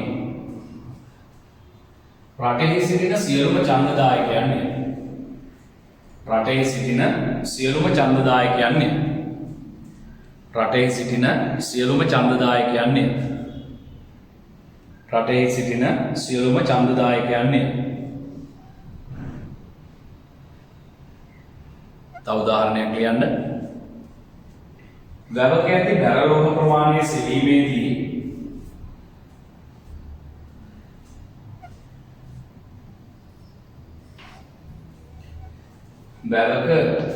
බැරලෝහ ප්‍රමාණය සෙවීමේදී වැවක ජලයේ ඇති කියලා දාගන්න. වැවක ජලයේ ඇති බැරලෝහ ප්‍රමාණය සෙවීමේදී සංගහනය වන්නේ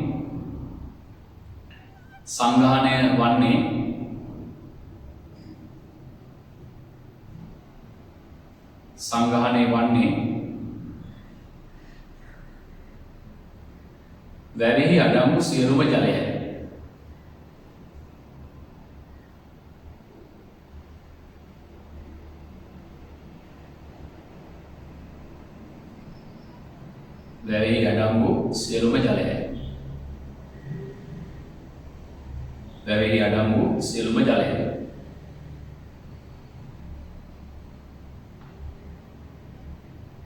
නියදිය ගෙනතර ලියන්න. තොරතුරු රැස් කිරීමට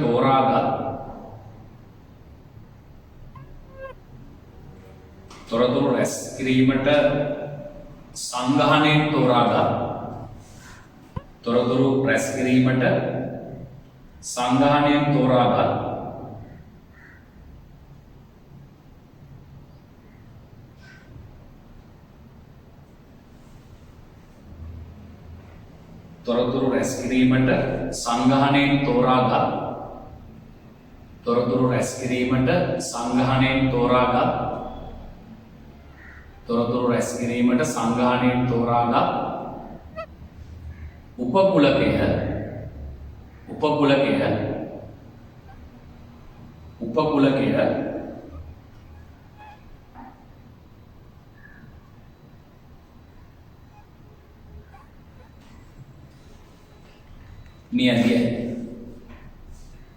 උපකුලකය නියදියයි.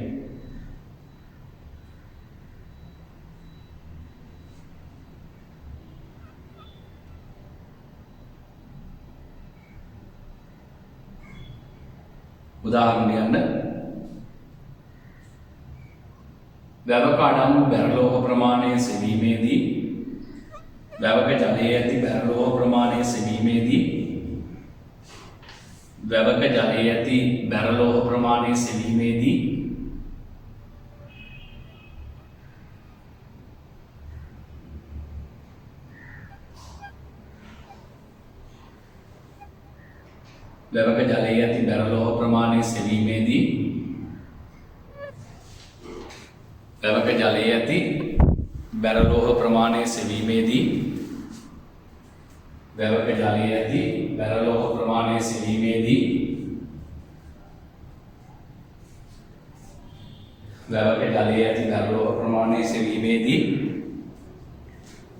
ඒ සඳහා භාවිතා කරන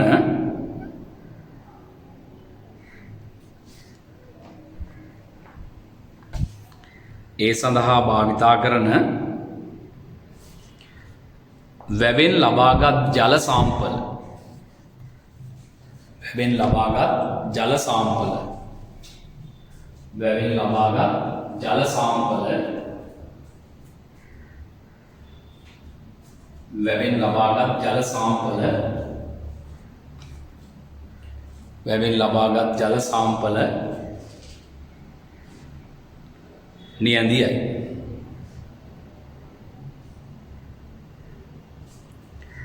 හරි. ඊළඟට කියන්නේ අමු දත්ත කියන මාතෘකාව නේ. අමු දත්ත. මොනවද මේ අමු දත්ත කියලා කියන්නේ? අමු දත්ත. අමු දත්ත කියලා කියන්නේ මොනවද? අමු දත්ත කියලා කියන්නේ එක් රැස් කළ ආකාරයෙන්ම පවතින දත්ත. එක් රැස් කළ ආකාරයෙන්ම පවතින දත්ත වලට කියනවා අපි අමු දත්ත කියලා. එක් රැස් කළ ආකාරයෙන්ම පවතින දත්ත වලට කියනවා අමු දත්ත කියලා. දැන් හිතන්නකෝ අපි පන්තියේ ළමයින්ගේ ලකුණු එකතු කරමු. පළවෙනි ළමයාගේ ලකුණු 32යි, දෙවෙනි ළමයාගේ ලකුණු 66යි, තුන්වෙනි ළමයා 94යි, ඊළඟ ළමයා ලකුණු 6යි, ඊළඟ ළමයා ලකුණු 32යි, ඊළඟ ළමයා ලකුණු 28යි, ඊළඟ ළමයා ලකුණු 56යි. මේ විදිහට දැන් ළමයින්ගේ ලකුණු එකතු කරමු. එතකොට මෙන්න මේකේ ලකුණු වල පිළිවෙලක් තියෙනවද? මේ ලකුණු වල කිසිම පිළිවෙලක් නැහැ. එක් රැස් කළ ආකාරයෙන්ම තියෙන දත්ත. මේක අඩු වෙන පිළිවෙලටද තියෙන්නේ, වැඩි වෙන පිළිවෙලටද තියෙන්නේ. ඒ මොකුත් නැහැ. එතකොට මෙන්න මේ වගේ දත්ත වලට කියන අමු දත්ත කියලා. එක් රැස් කළ ආකාරයෙන්ම පවතින දත්ත අපි හඳුන්වන්නේ අමු දත්ත කියලා. ලියන්න මේ එක් රැස් කළ ආකාරයෙන්ම පවතින දත්ත එක් රැස් කළ ආකාරයෙන්ම පවතින දත්ත එක් රැස් කළ ආකාරයෙන්ම පවතින දත්ත එක් රැස් කළ ආකාරයෙන්ම පවතින දත්ත එක් රැස් කළ ආකාරයෙන්ම පවතින දත්ත අමු දත්ත ලෙස හඳුන්වයි. එක් රැස් කළ ආකාරයෙන්ම පවතින දත්ත අමු දත්ත ලෙස හඳුන්වයි. එක් රැස් කළ ආකාරයෙන්ම පවතින දත්ත අමු දත්ත ලෙස හඳුන්වයි. එක් රැස් කළ ආකාරයෙන්ම පවතින දත්ත අමු දත්ත ලෙස හඳුන්වයි. එක් රැස් කළ ආකාරයෙන්ම පවතින දත්ත අමු දත්ත ලෙස හඳුන්වයි.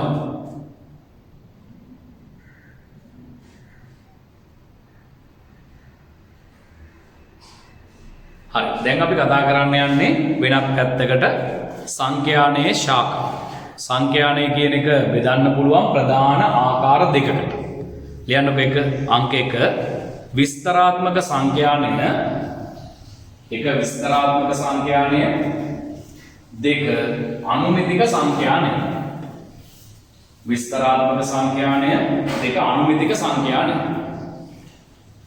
සංඛ්‍යානයේ ශාඛා දෙක. එකකට කියනවා අපි විස්තරාත්මක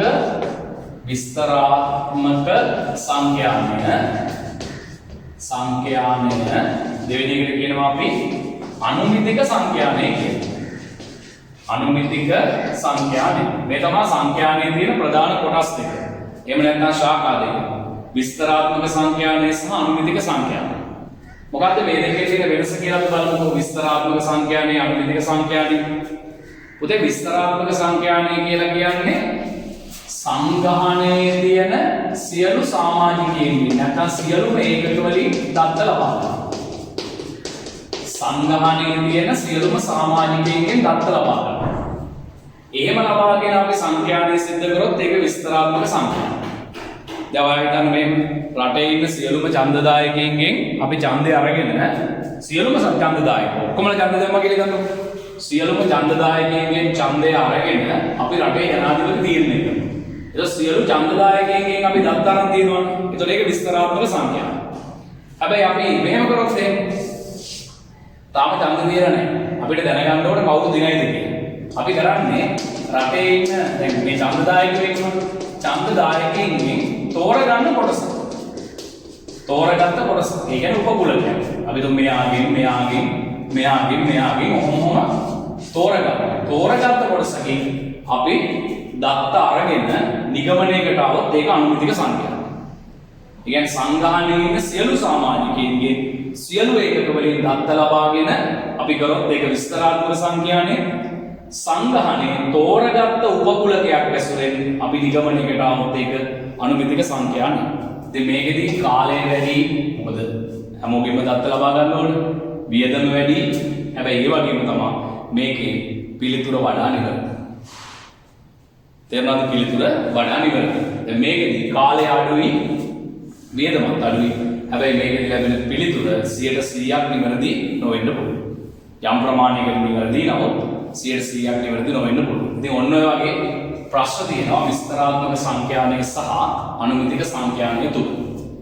විස්තරාත්මක සංඛ්‍යානය සහ අනුමිතික සංඛ්‍යානය තුල ඔය කියන වගේ ප්‍රශ්න තියෙන්න පුළුවන්. පැහැදිලි නේද? හරි. එහෙනම් ලියන්න මෙන්න මේක.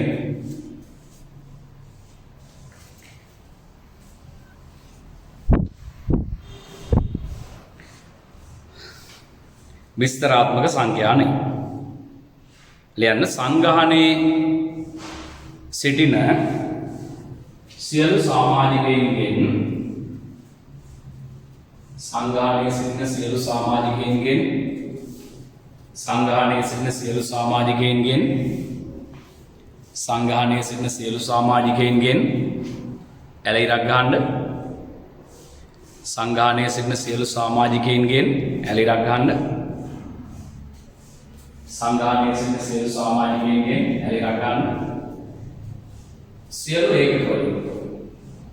සියලු ඒකක වලින්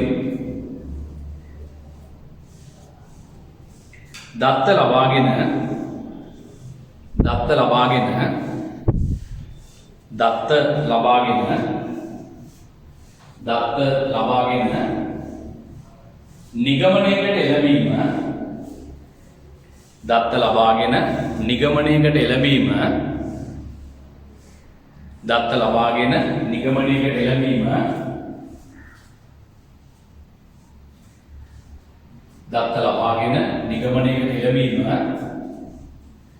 දත්ත ලබාගෙන නිගමනයකට එළඹීම විස්තරාත්මක සංඛ්‍යානයයි. දත්ත ලබාගෙන නිගමනයකට එළඹීම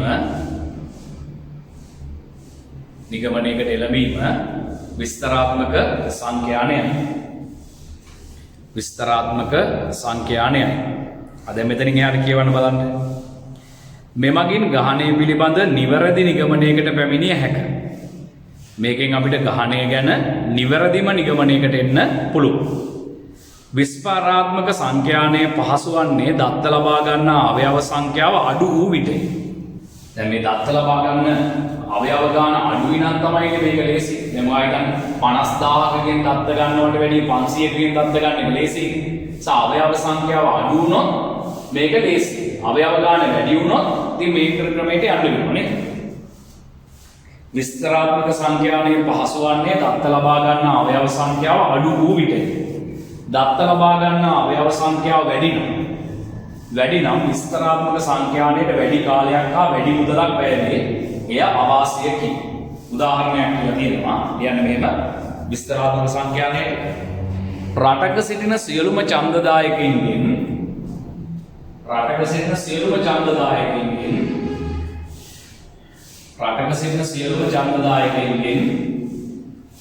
ඡන්ද ලබාගෙන රටක සිටින සියලු ඡන්දදායකයින්ගෙන් ඡන්ද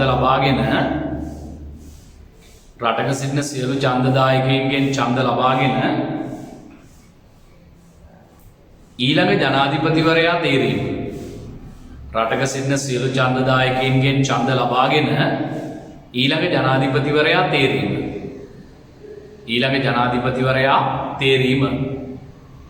ඊළඟ ජනාධිපතිවරයා තේරීම. රටක සිටින සියලු ඡන්දදායකයින්ගෙන් ඡන්ද ලබාගෙන ඊළඟ ජනාධිපතිවරයා තේරීම.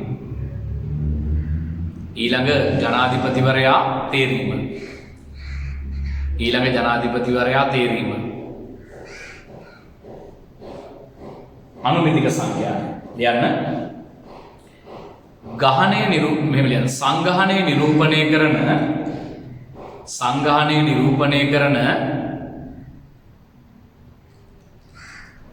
සංගහනය නිරූපණය කරන උපකුලකයකින් දත්ත ලබාගෙන. සංගහනය නිරූපණය කරන උපකුලකයකින් දත්ත ලබාගෙන. සංගහනය නිරූපණය කරන උපකුලකයකින් දත්ත ලබාගෙන. සංගහනය නිරූපණය කරන උපකුලකයකින් දත්ත ලබාගෙන සංගහනය නිරූපණය කරන උපකුලකයකින් දත්ත ලබාගෙන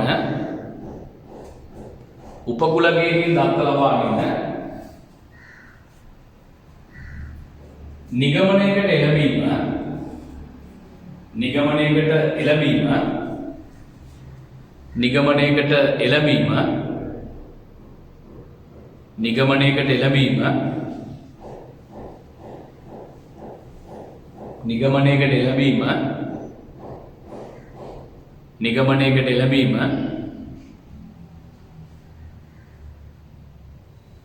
අනුමිතික සංඛ්‍යානය.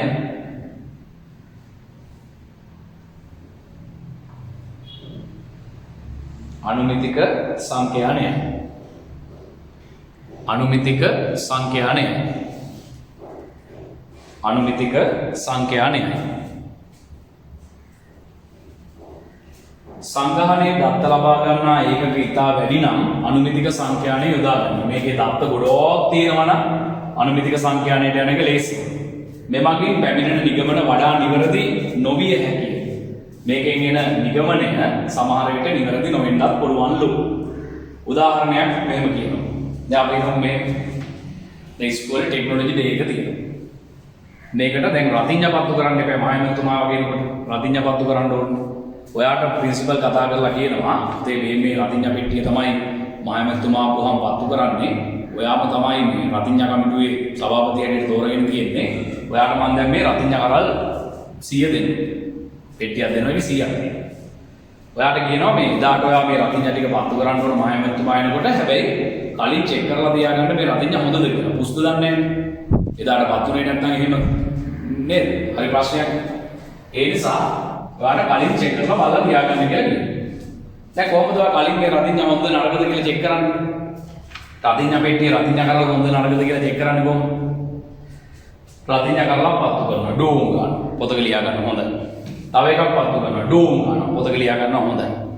තව එකක් පත්තු කරනවා. ඩෝම් ගන්න. පොතක ලියා ගන්න හොඳයි. දැන් ඔන්න ඔහම 100ම පත්තු කරනවා. 100ම පත්තු කරුවාම රතිඤ්ඤා 100ම හොඳයි. දැන් එතකොට රතිඤ්ඤා හොඳයි. හැබැයි ඒ වුණාට දැන් මහමෙතුමාව දවසේ මොකද්ද පත්තු කරන්නේ? වෙන මොකක්ද පත්තු කරන්නේ? ඩෝම් ගන්න යන්නේ. එතන මොකද්ද කරන්න ඕනේ? ඔක්කොම පත්තු කරලා හරියන්නේ නැහැ. ඔක්කොම පත්තු කරොත් ඒක විස්තරාත්මක සංඛ්‍යානයි. ඒකෙදි ගැලපෙන්නේ මොකද්ද? අනුමිතික සංඛ්‍යාන. අපි කරන්නේ රතිඤ්ඤා පෙට්ටියේ තැන් වලින් රතිඤ්ඤා කරල් 10ක් විතර ගන්න. අරගෙන පත්තු කරලා බලනවා. බලලා අපි රතිඤ්ඤා පෙට්ටියම ගැන නිගමනය කරනවා. රතිඤ්ඤා පෙට්ටියේ තැන් වලින් රතිඤ්ඤා කරල් 10ක් විතර අරගෙන පත්තු කරලා බලනවා. බලලා අපි පෙට්ටියම ගැන නිගමනය කරනවා. අන්න ඒක තමයි කියන්නේ අනුමිතික සංඛ්‍යානය කියන්නේ. තේරුණාද? හරි. උදාහරණ කියවන්නකෝ බලන්න. උදාහරණ ඉදිරියේදී භාවිතා කිරීමට නියමිත රතිඤ්ඤා පෙට්ටියක ඇති රතිඤ්ඤා කරල් වල ප්‍රමිතිය කලින් සොයා බැලීම සඳහා තිතක් තියෙනවා ඉතින් අයින් කරන්න. කලින් සොයා බැලීම සඳහා එහි ඇති සෑම රතිඤ්ඤා කරලක්ම දල්වා බැලිය නොහැකියි. රතිඤ්ඤා පෙට්ටිය හොඳ නරකද කියලා බලන්න පෙට්ටියේ තියෙන ඔක්කොම රතිඤ්ඤා පත්තු කරලා බලන්න බෑ. එබැවින් කරල් කිහිපයක් පමණක් දල්වා රතිඤ්ඤා පෙට්ටිය පිළිබඳ නිගමනයකට එළඹිය හැකියි. කරල් කිහිපයක් විතරක් පත්තු කරලා රතිඤ්ඤා පෙට්ටියම ගැන නිගමනයකට අපිට එන්න පුළුවන් කියලා තමයි මේකෙදි කියන්නේ. තව උදාහරණයක් අපිට දෙනවා මොකක්ද? ජනාධිපතිවරණයකදී ඡන්දයට පෙර දිනුම ලබා ගන්න අපේක්ෂකයා සෙවීම සඳහා. දැන් ඡන්දයට කලින් දිනුම ලබා ගන්නේ කවුද කියලා හොයන්න ඕනේ. රටෙහි සිටින සියලු ඡන්දදායකයින්ගෙන් දත්ත ලබා ගැනීම ප්‍රායෝගිකව අපහසුයි. රටේ ඉන්න ඔක්කොමලගෙන් දත්ත ගන්න කිව්වොත් ඒක නිකන් ඡන්දයක් වගේ වෙනවනේ. ඒ නිසා ඔක්කොගෙම දත්ත ගන්න අමාරුයි. ඒ නිසා මොකද්ද කරනවා කියන්නේ? අපහසුයි. එම නිසා සියලු ඡන්දදායකයන් නියෝජනය කරන උපකුලකයක් තෝරාගෙන ඔවුන්ගෙන් ලබා ගන්නා දත්ත හරහා නිගමනයකට එළඹෙයි. රටේ ඉන්න යම් කිසි සැලකිය යුතු පිරිසක් අරගෙන එයාලගෙන් අපි දත්ත අරගෙන නිගමනයකට එනවා. දැන් මේකෙදි කවුරු හරි තීරණය කරනවා දැන් ලංකාවේ ඊළඟ ජනාධිපතිවරයා හොයන්න යනකොට එයාලා යනවා ගාමන් ෆැක්ටරි වලට. මොකද සෙනඟ ගොඩාක් ඉන්නවනේ. ඒ කට්ටියගෙන් දත්ත අරගෙන ඊළඟ ජනාධිපතිවරයා තීරණය කරනවා. එතකොට ඒක හරියද? දැන් ගාමන් ෆැක්ටරි වල ලොකු පිරිසක් ඉන්නවා. ලොකු පිරිසක් හිටියට වැඩක් නැහැ. ඇයි ඒ වගේ ඉන්නේ එක්තරා මානසික මට්ටමක් තියෙන පුද්ගලයෝ විතරයි. ගාමන් ෆැක්ටරි එක එක්තරා මානසික මට්ටමක් තියෙන පුද්ගලයෝ නේ. අධ්‍යාපන මට්ටම වෙන්න පුළුවන්, සිතුම් පැතුම් වෙන්න පුළුවන්. එක මට්ටමේනේ කට්ටියක තියෙන්නේ. ඒතකොට ඒ කට්ටිය බැලුවද ලංකාවේ ඉන්න වෛද්‍යවරුන්ගේ මතය? නැහැ. ලංකාවේ ඉන්න ගුරුවරුන්ගේ මතය? නැහැ. ලංකාවේ ඉන්න උගත්තරු පිරිස විශ්වවිද්‍යාල මට්ටමේ උසස් පෙළ සමත් ඡන්දයේ තියෙන විභාගයේ පාස් වෙච්ච කට්ටිය ඒ කට්ටියගේ මතය ගත්තද? නැහැ. පූජක පක්ෂවල මතය ගත්තද? නැහැ.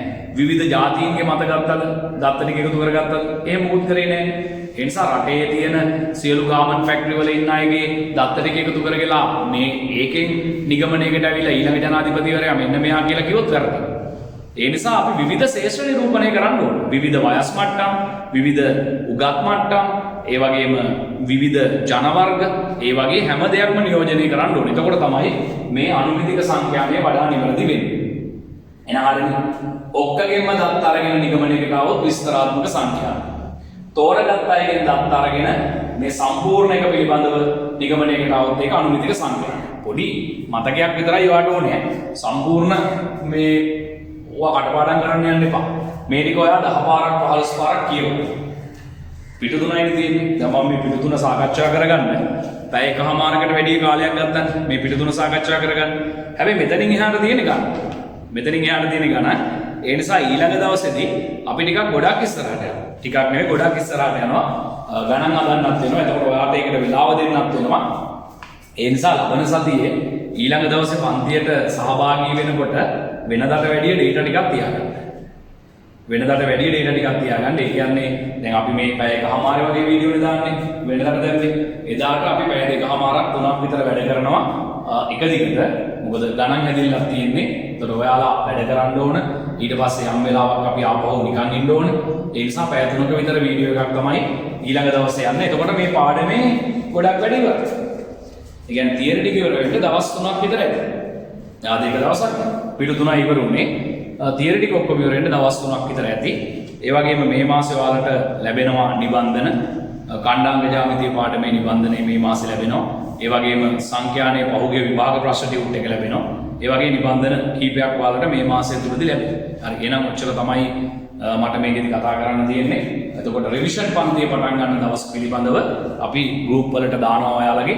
එතකොට ඒ අනුව කටයුතු කරන්න රිවිෂන් පන්තිය පිළිබඳව. හරි එහෙනම් අපි එච්චරයි අද දවසේදී සාකච්ඡා කරමු. අයිබෝන්.